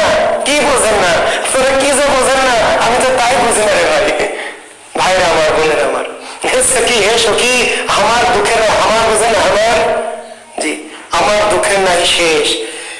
এ ভরা বাদর, বাদর মানে বর্ষা, এই ভরা বর্ষা, মাহ মানে মাস, এই যে আমরা বলছি মাহে রমজান, মাহে রমজান ফার্সি ভাষায় মাহ মানে মাস। এ ভরা বাদর, এ ভরা বর্ষায় মাহ ভাদর, ভাদ্র মাসের ভরা বর্ষায় শূন্য মন্দির মোর। মন্দির মানে ঘর, মন্দির মানে কিন্তু পূজার জায়গা না, মন্দির শব্দের আদি অর্থ হচ্ছে ঘর। ঘর পরবর্তীতে দেবতার ঘর হিসাবে আমরা ব্যবহার করছি, আস্তে আস্তে মন্দিরে মানুষের ঘর আলাদা, দেবতার ঘর আলাদা। আসলে মন্দির, মন্দির শব্দের আবেদন করতে ঘর। তাহলে এই ভরা বাদর মহাভাদর, ভাদ্র মাসের ভরা বর্ষায়, ভরা বর্ষায় মহাভাদর, ভাদর মাসের ভরা বর্ষায় শূন্য মন্দির মোর, আমার মন্দির আমার ঘরটা শূন্য। কি কঠিন কথা জানেন, বোঝেন না? ভাদ্র মাসের কি ভরা বর্ষায় ঘরটা শূন্য, খুবই কষ্ট।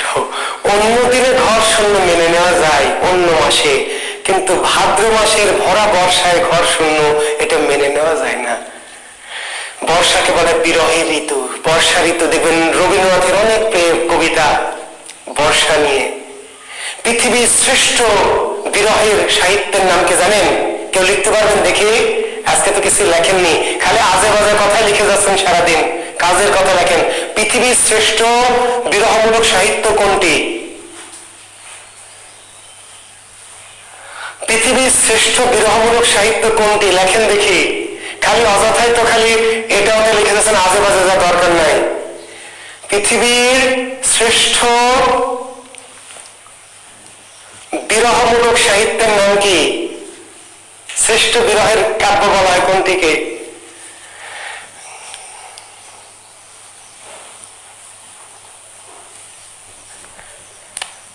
মেঘদূত। Good, thank you. আনন্দকারম মেঘদূতম, কালিদাসের, মহাকবি কালিদাসের কি মেঘদূতম তথা মেঘদূত, সংস্কৃত ভাষায় রচিত মহাকবি কালিদাসের মেঘদূতম বা মেঘদূত। এটা হচ্ছে পৃথিবীর শ্রেষ্ঠ ট্র্যাজেডি। বর্ষা, অন্যদিন ঘর শূন্য তেমন একটা কষ্ট হয় না, বর্ষার দিনে প্রচন্ড বৃষ্টি হচ্ছে ঝমঝম করে, ঘরে আপনি একা, ভাল লাগে ভাই? সেদিন যেন কারোর সাথে, এমনও দিনে তারে বলা যায় এমনও ঘন ঘোর বরিশায়, এমনও দিনে তারে বলা যায় এমনও ঘন ঘোর বরিশায়। যে কথা অন্য কোনোদিন বলা যায় না, সেই কথা কোন দিন বলতে হয়? বর্ষার দিনে। কারণ বর্ষার দিনে প্রিয় মিলনের আকাঙ্ক্ষা মানুষের মধ্যে কি প্রচন্ড হয়। বৃষ্টির দিনে কেন জানি ফাঁকা ফাঁকা লাগে, একা একা লাগে, কিছু ভাল লাগে না ছাতা। অন্য দিনে প্রেমিক পাশে নাই, প্রিয়া পাশে নাই, অতটা খারাপ লাগে না, লাগে একটু একটু। কিন্তু বর্ষার দিনে প্রচন্ড বৃষ্টি হচ্ছে ঝমঝম করে, একা বসে আছেন, পাশে কেউ নাই, খুব খারাপ লাগবে। বলছেন বিদ্যাপতি, হে সখী আমার দুঃখের নাহি ওর, সখী আমার দুঃখের কোনো শেষ নাই। এ ভরা ভাদর মহাভাদর, এ ভাদ্র মাসের ভরা বর্ষায় শূন্য মন্দির মোর। ঝম্পি ঘন ঘোর, ঝম্পি ঘন ঘোর, জন্তি সন্ততি ভুবন ভরি ভরি খন্তিয়া। ঝম্পি ঘন ঘোর, ঝমঝম করে ঘোর বর্ষা। জন্তি সন্ততি, জন্তুর মতো বৃষ্টি এমন জোরে, ঝমঝম করে এত জোরে বৃষ্টি হচ্ছে, জন্তুর মতো মনে হচ্ছে ঘর বাড়ি কি করবে, ভেঙে ফেলবে। ঝম্পি ঘন ঘোর, জন্তি সন্ততি ভুবন ভরি ভরি খন্তিয়া। ভুবন, বর্ষার বৃষ্টিতে ভুবন একেবারে ভরপুর টইটম্বর। কান্ত পা হুনো কাম দারুনো, ফাটি যাও তো ছাতিয়া। কান্ত পা হুনো, রবীন্দ্রনাথের অনেক গান আছে বর্ষা নিয়ে, অনেক গান কবিতা। আমি সেদিকে যাচ্ছি না, কারণ গেলে আবার রবীন্দ্রনাথে ঢুকে পড়বো, ঠিক আছে? তাহলে প্রচন্ড ঝমঝমে বৃষ্টিতে জন্তুর মতো এত বেগে বৃষ্টি হচ্ছে, জন্তু যেমন করে কি বেগে ধায়, বর্ষার বৃষ্টি এমন করে বেগে প্রচন্ড বেগে পড়ছে। ঝম্পি ঘনঘর জন্তি সন্ততি ভুবন ভরি ভরি খন্তিয়া। ভুবন মানে পৃথিবী বর্ষার বৃষ্টিতে ভরে টইটুম্বুর হয়ে গেছে। কান্ত পাহুনো কাম দারুনো, ফাটি যাও তো ছাতিয়া। কান্ত পাহুনো, কান্ত, কান্ত মানে প্রেমিক, স্বামী, বয়ফ্রেন্ড। পাহুন মানে নিষ্ঠুর। পাহুন, কান্ত পাহুন, কান্ত খুব নিষ্ঠুর, প্রেমিক খুব নিষ্ঠুর। কেন আসছেন এরকম বৃষ্টি? তাও আসে না, বৃষ্টির দিনে তো আসবে, আসে না। কাম দারুনো, আমার বুকের মধ্যে কাম জেগে উঠেছে। ফাটি যাও তো ছাতিয়া। কান্ত পাহুনো কাম দারুনো, ফাটি যাও তো ছাতিয়া। স্যার এটা লিখে দেবেন না? লিখে দিয়েছি, বাংলা কোষের মধ্যে লিখে দিয়েছি। যে সব কথা লিখে দিতে গেলে ক্লাস তো কয়েক বছরে শেষ করতে পারবো না ভাই। বাংলা কোষ যে আমি দিয়েছি আপনাদের, এই বইয়ের মধ্যে সবগুলো সব লিখে দিয়েছি। জি, আমি একটু বলে বুঝিয়ে দিচ্ছি যাতে আপনি বুঝতে পারেন। কান্ত পা হুনো কাম দারুনো, ফাটি যাও তো ছাতিয়া। ছাতি ফেটে যাচ্ছে, পৃথিবী বর্ষার বৃষ্টিতে রসে টইটুম্বুর হয়ে গেছে, টসটসা। আর কান্তের বিরহে, কান্ত নাই, প্রেমিক নাই, এর বিরহে আমার বুকটা শুকনা খটখটে ফেটে যাচ্ছে। পৃথিবী বৃষ্টিতে রসে টইটুম্বুরে রসে টসটসা হয়ে যাচ্ছে পৃথিবী, আর আমার বুকটা কান্তের বিরহে, প্রেমিকের বিরহে কি শুকনো খটখটে ফেটে যাচ্ছে। সহ্য করা যায়? পৃথিবীও খটখটা, বুকও খটখটা, সমস্যা নাই। কিন্তু পৃথিবীর রসে টসটসা আর আমার বুক খটখটা, এটা মেনে নেওয়া যায় না। হে সখী আমার দুঃখের নাহি ওর। জি, বিদ্যাপতির পদ। কার পদ? বিদ্যাপতি। বিদ্যাপতির অনেক বিখ্যাত পদ আছে, কিন্তু পদ সব লিখছি না। দুই চারটি পদ আমার বাংলা কোষের মধ্যে আমি দিয়েছি, সব পদ বুঝবেন না, বুঝে লাভ হবে না। তবু দুটি বিখ্যাত পদ একটু পড়ে রাখলে হবে কি, এগুলো পরীক্ষা যদি আসে, হে সখী আমার দুঃখের নাহি ওর পদের রচয়িতাকে বা নিচের কোনটি বিদ্যাপতির লেখা, হয়তো একটু কাজে লাগবে আর কি। এরপরে লেখেন চণ্ডীদাস। চণ্ডীদাস বাংলা পদাবলীর জনক কে? বাংলা পদাবলীর জনক, বাংলা পদাবলীর জনক কে? তাহলে প্রশ্ন কিন্তু দুইটা, কি একটা পদাবলীর জনককে বা বৈষ্ণব পদাবলীর জনককে, তাহলে বিদ্যাপতি। বৈষ্ণব পদাবলীর জনককে এমনি যদি বলা হয় যে পদাবলীর জনককে, তাহলে উত্তর হবে বিদ্যাপতি বা ঠিক আছে। কিন্তু যদি বাংলা পদাবলীর জনককে, তাহলে বলবেন চণ্ডীদাস। বাংলা পদাবলী প্রথম কে লিখেছেন বা বাংলা পদাবলীর প্রথম রচয়িতার নাম কি? বাংলা পদাবলী, বাংলা পদাবলী, তাহলে সেটা চণ্ডীদাস। বিদ্যাপতি যে পদাবলী লিখেছেন তিনি প্রথম লিখেছেন, কিন্তু সেটি হলো কি ব্রজবলী ভাষায় লেখা পদাবলী। আর বাংলা ভাষায়, বাংলা লেখা পদাবলী কিংবা বাংলা পদাবলীর জনক চণ্ডীদাস। আরেকটি কথা বলে, পদাবলীর সবচেয়ে জনপ্রিয় কবি, পদাবলীর সবচেয়ে জনপ্রিয় কবি শ্রেষ্ঠ কবি চণ্ডীদাস। পদাবলীর সবচেয়ে জনপ্রিয় বা শ্রেষ্ঠ কবির নাম কি? চণ্ডীদাস। ঠিক আছে, বাংলা পদাবলীর জনক চণ্ডীদাস, বাংলা পদাবলীর প্রথম রচয়িতা চণ্ডীদাস, পদাবলীর শ্রেষ্ঠ বা জনপ্রিয় রচয়িতা চণ্ডীদাস। চণ্ডীদাসের জন্ম কোথায়? হ্যাঁ, বাংলা সাহিত্যের মানবতা কবি চণ্ডীদাস। থ্যাংক ইউ শামসুদ্দোহা দোহা। বাংলা সাহিত্যের প্রথম মানবতাবাদী কবি, বাংলা সাহিত্যে প্রথম লিখে নেন, বাংলা সাহিত্যের প্রথম মানবতাবাদী কবি চণ্ডীদাস। বাংলা সাহিত্যের প্রথম মানবতাবাদী কবি, মানবতাবাদী। নজরুল যার ভক্ত, কবি কাজী নজরুল, সবার উপর মানুষ সত্য তাহার উপর নাই, এই লাইন কিন্তু নজরুল ধার করেছেন কার কাছ থেকে? চণ্ডীদাসের কাছ থেকে। শুনো মানুষ ভাই, সবার উপর মানুষ সত্য তাহার উপর নাই। শুনো মানুষ ভাই, সবার উপর মানুষ সত্য তাহার উপর নাই। নজরুল তার সাম্যবাদী কাব্যের লাইনটা নিয়েছেন, ধার করেছেন কোথা থেকে? চণ্ডীদাস। নজরুল মানবতাবাদী কবি না? নজরুল মানবতাবাদী কবি, কিন্তু নজরুলের আগে প্রথম মানবতাবাদী কবির নাম কি? চণ্ডীদাস। বাংলা সাহিত্যের প্রথম মানবতাবাদী কবি চণ্ডীদাস। বাংলা সাহিত্যের সবচেয়ে জনপ্রিয় কবি চণ্ডীদাস। কেন জানেন সবচেয়ে জনপ্রিয় কবি চণ্ডীদাস কেন? আচ্ছা, কিছু কথা আসলে অনলাইন ক্লাসে বলতে চাই না, বলা খুব মুশকিল, কোন বিপজ্জনক, তারপর অল্প আকার ইঙ্গিতে বলবো, বুঝে নেবেন।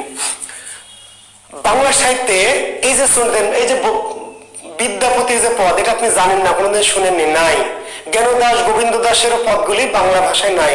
চণ্ডীদাস ওই যে চৈতন্য পূর্ব যুগের কবি, কিন্তু তার লেখা পদ এখনো বাংলা সাহিত্যে কি ব্যাপক প্রভাব বিস্তার করেছে এবং এখনো অনেক পদ আছে। এবং এই চণ্ডীদাসের পদকে আধুনিক বাংলায় রূপান্তর করে কেউ কেউ তো এমপি মন্ত্রী হয়ে গেছে, পিএইচডি ডিগ্রি পেয়ে গেছে, ডক্টরেট। বললে বলবেন না যে বলছে, তাই লাগে তো বলছি না। খুব এই যে আমাদের এমপি মহোদয় মমতাজ, উনি যে জনপ্রিয় হয়েছেন, জনপ্রিয় একটা গান গেয়ে, বুঝতে পারলেন? উনি তো ছিলেন মোটামুটি বিভিন্ন আখড়ার বা বিভিন্ন বাউল এই সমস্ত জায়গার গায়িকা, কিন্তু তিনি যে এত জনপ্রিয় হলেন বাংলাদেশে একটি গান গেয়ে, ফাইটটা যায়, মনে আছে? ফাইটটা যায় ওরে বুকটা ফাইটটা যায়, যাই যাই ফাইটটা যায় ওরে বুকটা ফাইটটা যায়, বন্ধু যখন বলইয়া টি টি টি টি টি টি টি টি অঙ্গ কইরা হাইটটা যায়, ফাইটটা যায়। এই ফাইটটা যাওয়া গান আসলে কার? চণ্ডীদাসের। এই ফাইটটা যাওয়া গানটা মূল চণ্ডীদাসের। চণ্ডীদাস বলেছে কি, আমারই বধুয়া আন বাড়ি যায় আমারই আঙিনা দিয়া, সই কেমনে ধরিব হিয়া, সই কেমনে ধরিব হিয়া, আমারই বধুয়া আন বাড়ি যায়, আমারই বধুয়া আন বাড়ি যায় আমারই আঙিনা দিয়া, সই কেমনে ধরিব হিয়া, আমারই বধুয়া আন বাড়ি যায় আমারই আঙিনা দিয়া। চণ্ডীদাসের পদ। এটা মধ্যযুগের বাংলা। কোন যুগের? মধ্যযুগের। জি, এই মধ্যযুগের বাংলাকে আধুনিক বাংলা বানিয়েই তো গান গেয়ে নতুন গান আর আপনারা লিখতে পারছেন। সব তো ওই আগের গানকে আবার রিমিক্স টিমিক্স করে ওইটাকে একটু এদিক ওদিক করে আবার সই কেমন ধরবে হিয়া, হিয়া মানে বুক, হৃদয়। সখী সই কেমন করে আমার বুককে ধরে রাখবো, হৃদয়কে ধরে রাখবো, ধরে রাখা যাচ্ছে না, ফেটে যাচ্ছে, বুকটা ফেটে যাচ্ছে, ধরে রাখা বালির বস্তা দিয়েও এই ভাঙন ঠেকানো যাচ্ছে না, বুকটা ভেঙে চৌচির হয়ে যাচ্ছে। কেন? আমারই বধুয়া, বধুয়া মানে প্রেমিকা বা স্ত্রী, স্ত্রী ভাবতে পারেন, প্রাচীন মধ্যযুগে বধুয়া বলতে প্রেমিকা। আমারই বধুয়া আন বাড়ি যা, আন আন বাড়ি অন্যের বাড়ি, আন লোক অন্য লোক, আমারই বধুয়া প্রেমিক অন্যের বাড়ি যায়, কোন দিক দিয়ে আবার? আমারই আঙিনা দিয়া, আমারই আঙিনা। বেটি বেয়াদ্দব, যাবি যা একটু ঘুরে যা, বেয়াদ্দব কোথাকার। যদি যেতেই চাস একটু অন্য দিক দিয়ে যা না, এত বড় বেয়াদ্দব দেখেন তো। আমার প্রেমিকা অন্যের বাড়ি যাচ্ছে, কোন দিক দিয়ে আবার? আমারই আঙিনা দিয়া। এটাকেই তো আমাদের এই গায়িকারা বানালেন যে বন্ধু যখন বউ লইয়া আমার বাড়ির সামনে দিয়া অঙ্গ করে হাইটা যায় তখন বুকটা কি ফটাস কইরা ফাইটা যায়। জি,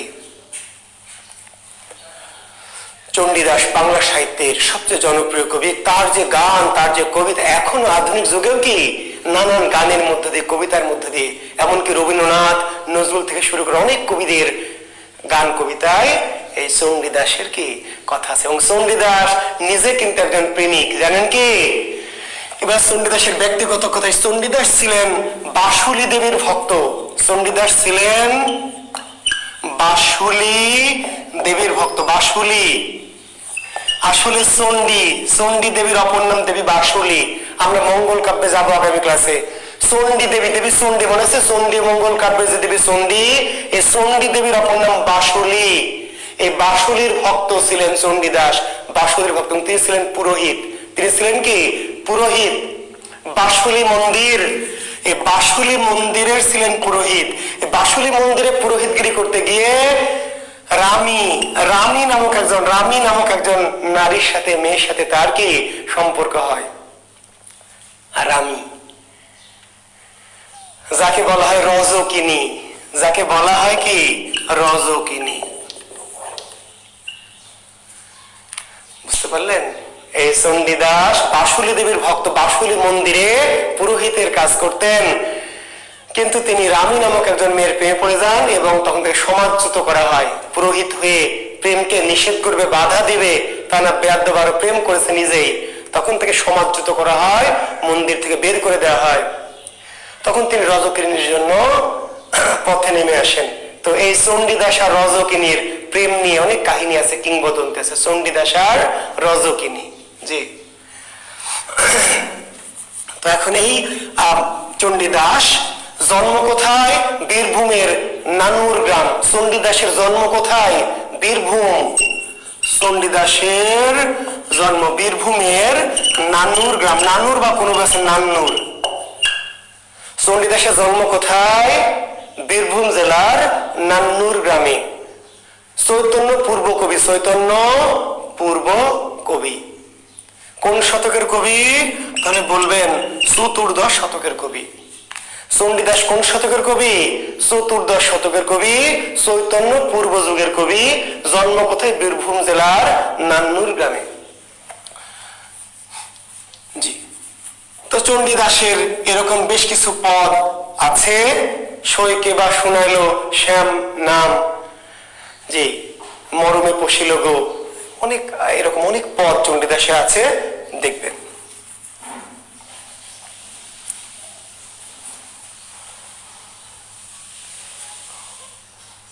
এমন পীড়িতি কভু দেখি নাই শুনি, পরাণে পরাণ বান্ধা আপনা আপনি, দুহু করে দুহু কাঁদে বিচ্ছেদ ভাবিয়া, আধ তিল না দেখিলে যাই যে মরিয়া।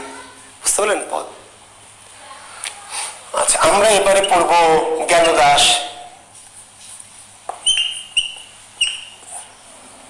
আরেকজন বাঙালি কবি।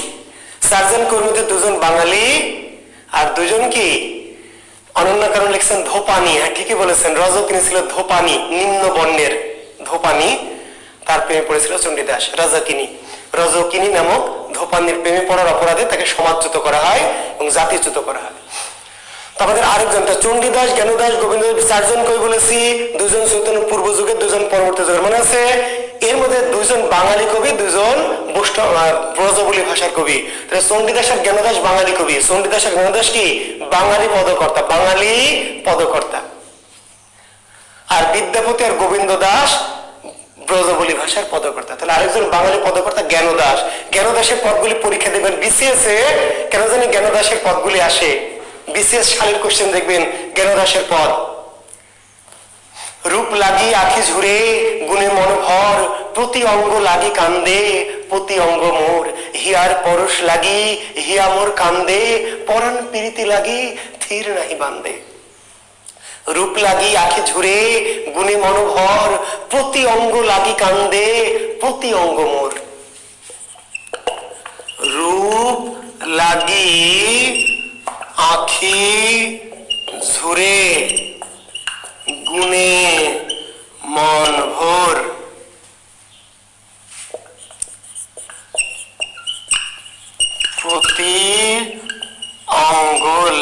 কান্দে প্রতি অঙ্গ মোর। বিদ্যাপতির জ্ঞানদাসের কথা, রূপ লাগি আখি ঝুরে, রূপ লাগি আখি ঝুরে, গুণে মন ভোর, প্রতি অঙ্গ লাগি কান্দে প্রতি অঙ্গ মোর। হিয়ার পরশ লাগি হিয়া মোর কান্দে, পরাণে প্রীতি লাগি থির নাহি বান্দে। কি যে দারুণ বৈষ্ণব পদাবলী, কি যে মধুর। যদি বৈষ্ণব পদাবলী পড়েন তাহলে মনে হবে আধুনিক যুগে কোনো সাহিত্যই নাই, সব ভুয়া। বৈষ্ণব পদাবলী যদি বোঝে না, যদি বুঝে পড়েন, আমরা আধুনিক যুগে বলেন রোমান্টিক কবি হ্যান ত্যান, কিচ্ছু নাই। বাংলা সাহিত্যে যত কিছু রোমান্টিকতা, যত কিছু মধুর সাহিত্য, সব কি এই জন্য বাংলা সাহিত্যের সবচেয়ে গুরুত্বপূর্ণ, মধ্যযুগের সবচেয়ে গুরুত্বপূর্ণ সাহিত্য পদাবলী। মনে আছে তো? মধ্যযুগের সবচেয়ে দামি সাহিত্যের নাম কি? পদাবলী। রূপ লাগি আখি ঝুরে, গুণী মনোভর, প্রতি অঙ্গ লাগি কান্দে প্রতি অঙ্গ মোর। হিয়ার পরশ লাগি হিয়া মোর কান্দে, হ্যাঁ আফরোজা মিমি, পরাণ প্রীতি লাগি থির নাহি বান্দে। রূপক লিখে দিয়েছি তো ভাই, জি এই যে বইয়ে লিখে দিয়েছি আপনাদের জন্য, বইয়ে লেখা আছে, বইয়ে লিখে দিয়েছি অনেক অনেক পদ, যে লিখে দিয়েছি। আর এখনো লিখে দিচ্ছি, যে সব তো লিখে দেওয়া যাবে না, সব পদ লিখে দিতে, ব্যাখ্যা দিতে গেলে ক্লাস কয়েক বছর লেগে যাবে। সাহিত্য তো ব্যাকরণের মতো না, সাহিত্য একটা সমুদ্র, এই সমুদ্রে ঢুকলে বের হওয়া খুব মুশকিল। তাহলে রূপ লাগি আখি ঝুরে, গুণে মন ভোর, প্রতি অঙ্গ লাগি কান্দে। রূপের জন্য আখি, রূপ চেহারার জন্য আখি পাগল হয়, চোখ আকৃষ্ট হয় কিসের প্রতি? চেহারা। ইস কি সুন্দর, ওফ আলিয়া কি সুন্দর, ক্যাটরিনা ওফ কি দারুণ। চোখ আখি আকৃষ্ট হয় কিসের দিকে? সৌন্দর্যের দিকে। রূপ লাগি আখি ঝুরে, গুণে মন ভরার, মনটা ভরে কিসে? গুণে। চেহারা আমার সুন্দর না, কিন্তু আমাকে আপনারা পছন্দ করেন, ভালোবাসেন কেন? গুণের জন্য, তাই না? একজন কালো কুলো মানুষ, তাকে আপনি ভালোবাসতে পারেন, গুণ। তাহলে আখি রূপ দেখে আকৃষ্ট হয়, ঝুরে, ঝুরে মানে আকৃষ্ট হয়। আর গুণে মন ভর, গুণ দেখে মন। প্রতি অঙ্গ লাগি কান্দে প্রতি অঙ্গ মোর, মনোভর। প্রতি অঙ্গ লাগি কান্দে প্রতি অঙ্গ মোর, কি যে রোমান্টিকতাটা ব্যাখ্যা দেওয়া যাবে না। রোজা কিন্তু হালকা হয়ে যাবে, জি রোজা হালকা হয়ে যাবে, রোজা হালকা করা বিপদ আর কি। প্রতি অঙ্গ লাগি কান্দে প্রতি অঙ্গ মোর, বুঝেন? হাতের জন্য হাত কান্দে, হাত খালি হাত ধরতে চায়, হাত কি পা ধরতে চায়? হাত হাত ধরতে, হাতের জন্য হাত কাঁদে, চোখের জন্য চোখ কাঁদে, ঠোঁটের জন্য ঠোঁট কাঁদে, পায়ের জন্য পা কাঁদে, বুকের জন্য বুক কাঁদে। বুকের জন্য পা কাঁদে না, বুকের জন্য হাত কাঁদে না, প্রতি অঙ্গ লাগি কান্দে প্রতি অঙ্গ মোর। আমার প্রত্যেকটি অঙ্গ অপোজিট প্রত্যেকটি অঙ্গের জন্য কাঁদে, যে অঙ্গ সে অঙ্গের প্রতি তার কি আকর্ষণ। প্রতি অঙ্গ লাগি কান্দে প্রতি অঙ্গ মোর। হিয়ার পরশ লাগি কান্দে হিয়ার পরশ লাগি। জ্ঞানদাসের আরেকটি অতি বিখ্যাত পদ আছে, অতি বিখ্যাত পদ, সুখের লাগিয়া এ ঘর বাঁধিনু। সুখের লাগিয়া এ ঘর বাঁধিনু,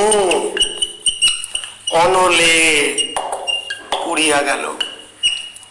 সুখের লাগিয়া এ ঘর বাঁধিনু, অনলে পড়ে গেল। আসবে দেখবেন পরীক্ষায়, সুখের লাগিয়া, সুখের লাগিয়া এ ঘর বাঁধিনু, অনলে পড়িয়া গেল।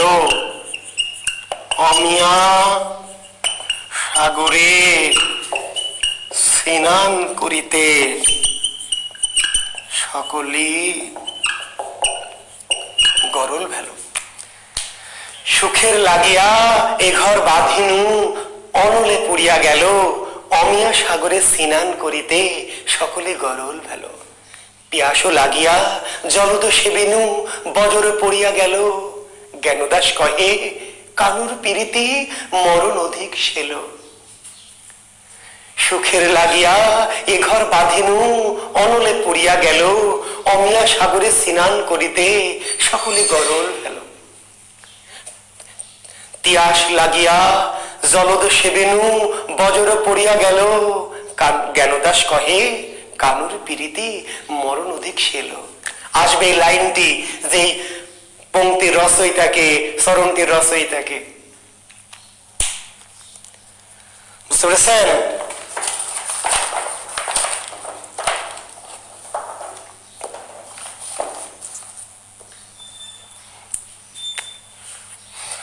অতি সাম্প্রতিক একটি এসে দেবেন, তোমার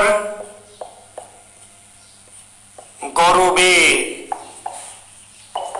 গরবিনী, তোমার গরবে গরবিনী হাম রূপসী তোমার রূপে। আরেকটি পদ জ্ঞান দাসের, রূপসী তোমার রূপে। যাদের কাছে বাংলা কোষ আছে একটু পেজ নাম্বার 149, 148, 49 বের করে দেখে নেবেন। যাদের কাছে আমার বই বাংলা কোষটি আছে তারা 148, 49 পেজ বের করে পদগুলি দেখে নেবেন। জ্ঞানদাস, গোবিন্দ দাস, বিদ্যাপতি, চণ্ডীদাস এদের পদ আমি গুরুত্বপূর্ণ পদগুলো লিখে দিয়েছি।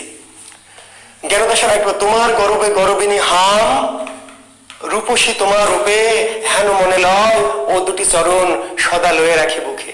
তোমার গরবে গরবিনী হাম রূপসী তোমার রূপে, হেন মনে লয় ও দুটি চরণ সদা লয়ে রাখি বুকে। জ্ঞানদাসের।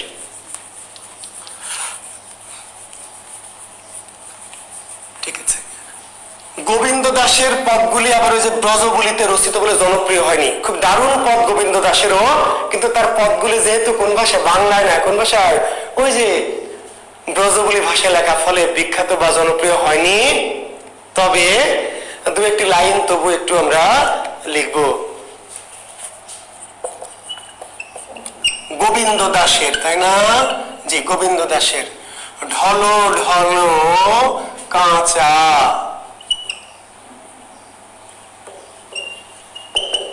অঙ্গের লাবণী, অবনী বহিয়া যায়, ঈষৎ হাসির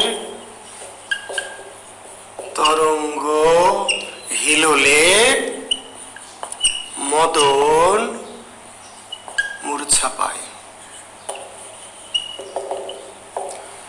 ঢলো ঢলো কাঁচা অঙ্গের লাবণী, অবনী বহিয়া যায়।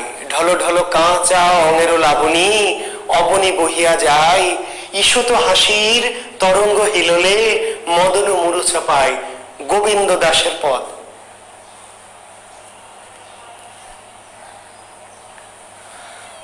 যারা সংগ্রহ করেছেন তারা করেছেন, এখন আর অবশ্য পাবেন না, কারণ এখন তো বন্ধ সবকিছুই, এখন আর সংগ্রহ করতে পারবেন বলে মনে হয় না। তো কার পদ এটি?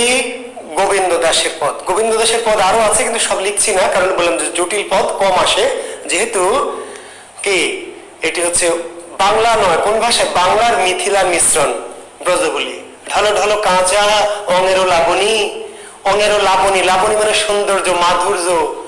চক চক করে না, যে আপনার ফেসিয়াল করেন তখন চেহারা গ্লেজ দেয় না, গ্লেজ। মেয়েরা ফেসিয়াল করে কেন? পার্লারে গিয়ে ফেসিয়াল মানে কি চেহারা যাতে গ্লেজ দেয়, চকচক করে, নাম লাবণী, লাবণ্য। ঢলো ঢলো কাঁচা অঙ্গের লাবণী, ঢলো ঢলো কাঁচা অঙ্গের লাবণী, অবনী বহে যায়। অবনী মানে পৃথিবী।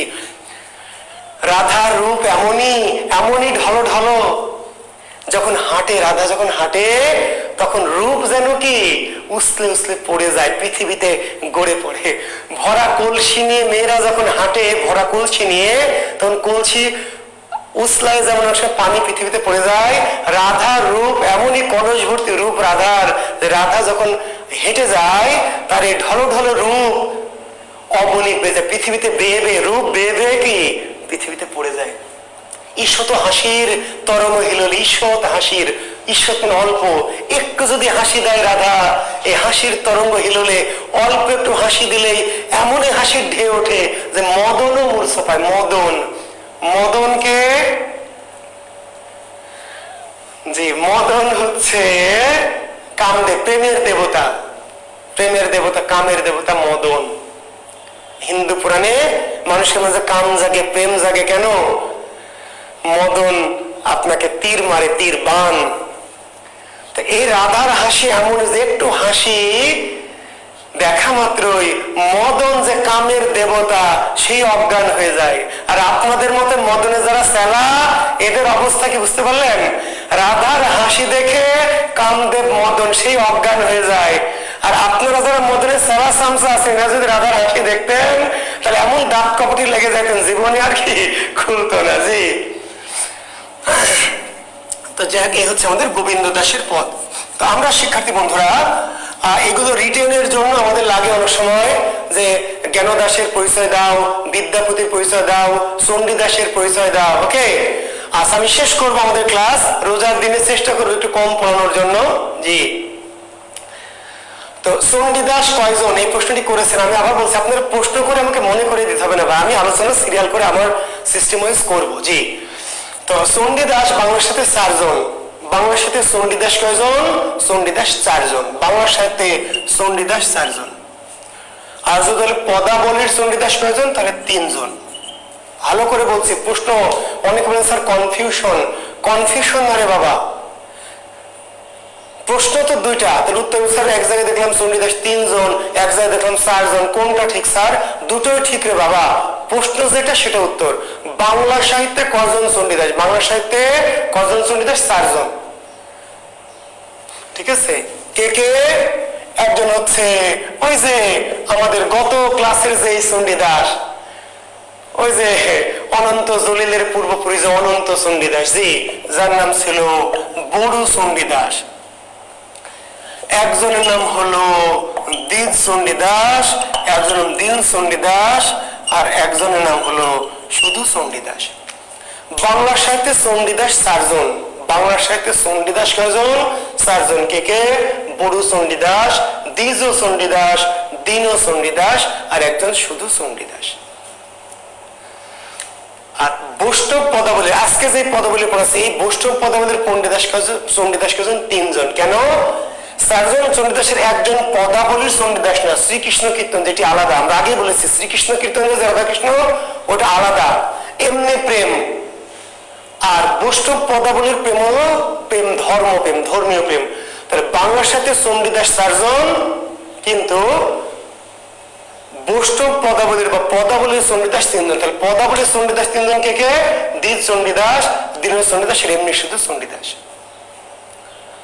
আর বাংলাদেশের চণ্ডীদাস 4 জন, হচ্ছে শ্রীকৃষ্ণ কীর্তন চণ্ডীদাস। পদাবলীর প্রথম পদকর্তাকে? বিদ্যাপতি ভাই, বিদ্যাপতি। পদাবলীর প্রথম পদকর্তা, আচ্ছা পদাবলীর প্রথম পদকর্তা জয়দেবের যে গীত গোবিন্দ, সেটি তো পদাবলী না, রবিন হাসান। আমি জানি না কোথায় পেয়েছেন। পদাবলীর প্রথম পদকর্তা জয়দেব না, জয়দেব তো পদাবলী লেখেননি, তিনি কৃষ্ণকে নিয়ে লিখেছেন। জয়দেব লেখা গীত গোবিন্দম। রবিন হাসান, আপনি নিশ্চয়ই ওই যে শিকড় বইটি পড়েছেন, সেখানে অনেক তথ্য আছে যেগুলো আসলে ঠিক প্রয়োজন নাই। গীত গোবিন্দ লিখেছেন জয়দেব, গীত গোবিন্দম সংস্কৃত ভাষায়, সেটা তো পদাবলী না, সেটি হচ্ছে কৃষ্ণের ধর্মীয় জীবন, ধর্মীয় আখ্যান, কৃষ্ণের জীবনে আখ্যান। বুঝতে পারলেন?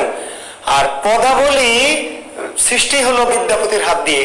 পদাবলীর সৃষ্টি হয়েছে বিদ্যাপতির হাত দিয়ে। কাজে পদাবলীর প্রথম পদকর্তা অবশ্য বিদ্যাপতি, পদাবলীর জনক বিদ্যাপতি, পদাবলীর আদি কবি প্রথম কবি বিদ্যাপতি, জয়দেব নয়। জয়দেব কৃষ্ণকে নিয়ে সাহিত্য লিখেছে, শুধু কৃষ্ণকে নিয়ে। তার যে গীত গোবিন্দম, সেটি অন্য জিনিস, পদাবলী না। জি, থ্যাংক ইউ। বড়ু চণ্ডীদাস পদাবলীর চণ্ডীদাস নয়। জি, বড়ু চণ্ডীদাস শ্রীকৃষ্ণ কীর্তন কাব্যের চণ্ডীদাস। এখন বলেন, বৈষ্ণব পদাবলী নিয়ে আপনাদের কোনো প্রশ্ন থাকলে করবেন, না হলে আমরা রোজা রমজানের মাস আজকের মতো শেষ করবো আর কি। জি, বৈষ্ণব পদাবলী নিয়ে যদি আপনাদের কোনো প্রশ্ন থাকে তাহলে দয়া করে করবেন। প্রতিটা বিষয় যদি, প্রতিটা বিষয় বলতে অনিরুদ্ধ অরণ্য কি বিষয় ভাই? প্রতিটা বিষয় তো বিস্তারিত আলোচনা করছি, আর কি বিস্তারিত আলোচনা শুনবেন? একই দিনে কি সবই বিস্তারিত আলোচনা করবো? অনিরুদ্ধ অরণ্য গোটা বাংলা সাহিত্যকে একদিন আলোচনা করবো না? মানে সম্পূর্ণ আলোচনা বলতে আপনি কি বোঝাতে চাচ্ছেন? অনিরুদ্ধ বুঝি নাই, ব্যাখ্যা দেন। প্রতিটা বিষয় বিস্তারিত, আমরা প্রতিদিন তো একটা বিষয় বিস্তারিত। আজকে যে আলোচনা করলাম বৈষ্ণব পদাবলী, এর কি বিস্তারিত আপনি পাননি সেটা বলেন, নাকি গোটা বাংলার সাথে একদিনে বিস্তারিত আলোচনা করবো? যে আজকে যে আমি বৈষ্ণব পদাবলী পড়ালাম, এই বৈষ্ণব পদাবলীর কি বিস্তারিত আপনি জানতে চান সেটা আমাকে বলবেন দয়া করে।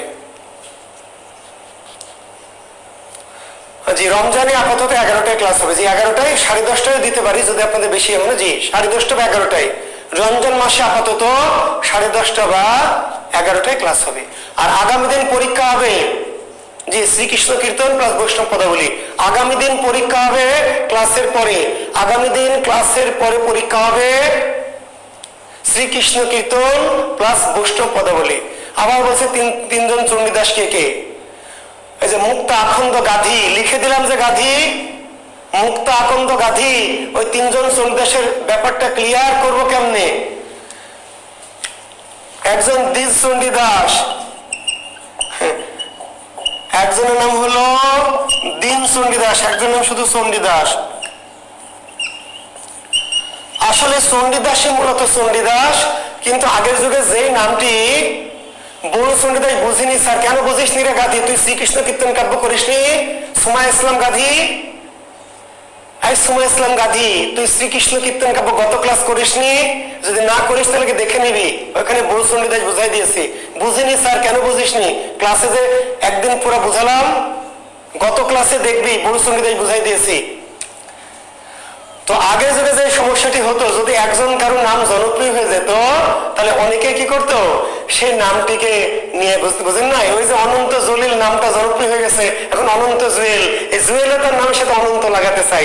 তার মানে যেই নামটা আগে জনপ্রিয় হতো সেই নামটা যেই নামই হোক না কেন ওই নামটা ধারণ করতো।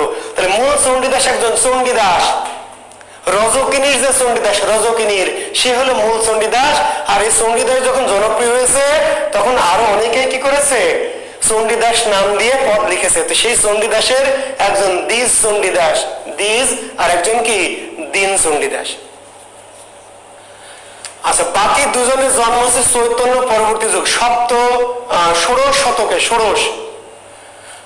তাহলে বিদ্যাপতি আর চণ্ডীদাসের জন্ম হচ্ছে চতুর্দশ শতকে, আর জ্ঞানদাস গোবিন্দ দাসের জন্ম কোন শতকে? লিখে নেন, জি ষোড়শ শতক। জ্ঞানদাসের জন্ম ষোড়শ শতকে, গোবিন্দ দাসের জন্ম ষোড়শ শতকে। জ্ঞানদাস এবং গোবিন্দ দাসের জন্ম, যে খানু সবাই লাগায়, ঠিকই বলেছেন, যেই নামটা জনপ্রিয়তা পায় সেটা সবাই কি লাগিয়ে দেয়। জি, তাহলে বাকি দুজন ষোড়শ শতকে, চৈতন্য পরবর্তী, চৈতন্য হলো পঞ্চদশ শতকের, চৈতন্য পঞ্চদশ শতকের, চৈতন্যের পূর্বে বিদ্যাপতি চণ্ডীদাস চতুর্দশ শতকের, আর চৈতন্য পরবর্তী যুগে জ্ঞানদাস আর গোবিন্দ দাস ষোড়শ শতকের সাহিত্যিক। জি, দুইজন বাংলা ভাষার, দুজন ব্রজবুলি ভাষার। বাংলা ভাষার কে কে? চণ্ডীদাস আর জ্ঞানদাস। আর ব্রজবুলি ভাষার কে কে? বিদ্যাপতি আর কে? গোবিন্দ দাস। জি, চণ্ডীদাস চণ্ডীর ভক্ত ছিল। জি, চণ্ডীর ভক্ত বলে তো তার নাম চণ্ডীদাস, চণ্ডীর ভক্ত বলে তার নাম চণ্ডীদাস। জি, আর চণ্ডী দেবীর অপর নাম বাসুলি, ফলে অনেক জায়গায় এরা বাসুলি ভক্ত বলে উল্লেখ করেছে, নিজেকে কি বলেছে? বাসুলি ভক্ত। বাসুলি ভক্ত কেন? চণ্ডী দেবীর অপর নাম কি? বাসুলি। জি, থ্যাংক ইউ। তো ভালো থাকবেন। জি, আজকের মতো ক্লাস এখানে শেষ করছি। আগামী দিন, আজকে কি বার? বুধবার। তাহলে আগামী শনিবারে ক্লাস নিব। দেখবেন শিডিউল অনুযায়ী পরের ক্লাসে যা আছে, আগামী শনিবার শিডিউল অনুযায়ী পরের ক্লাসে যা আছে সেটি ক্লাস নিব। আর পরীক্ষা হবে কিসের উপরে? শ্রীকৃষ্ণ কীর্তন এবং বৈষ্ণব পদাবলী। শ্রীকৃষ্ণ কীর্তন এবং বৈষ্ণব পদাবলীর পরীক্ষা হবে। জি, ওকে, থ্যাংক ইউ। ভালো থাকবেন, সুস্থ থাকবেন। আল্লাহ হাফেজ, শুভ দুপুর।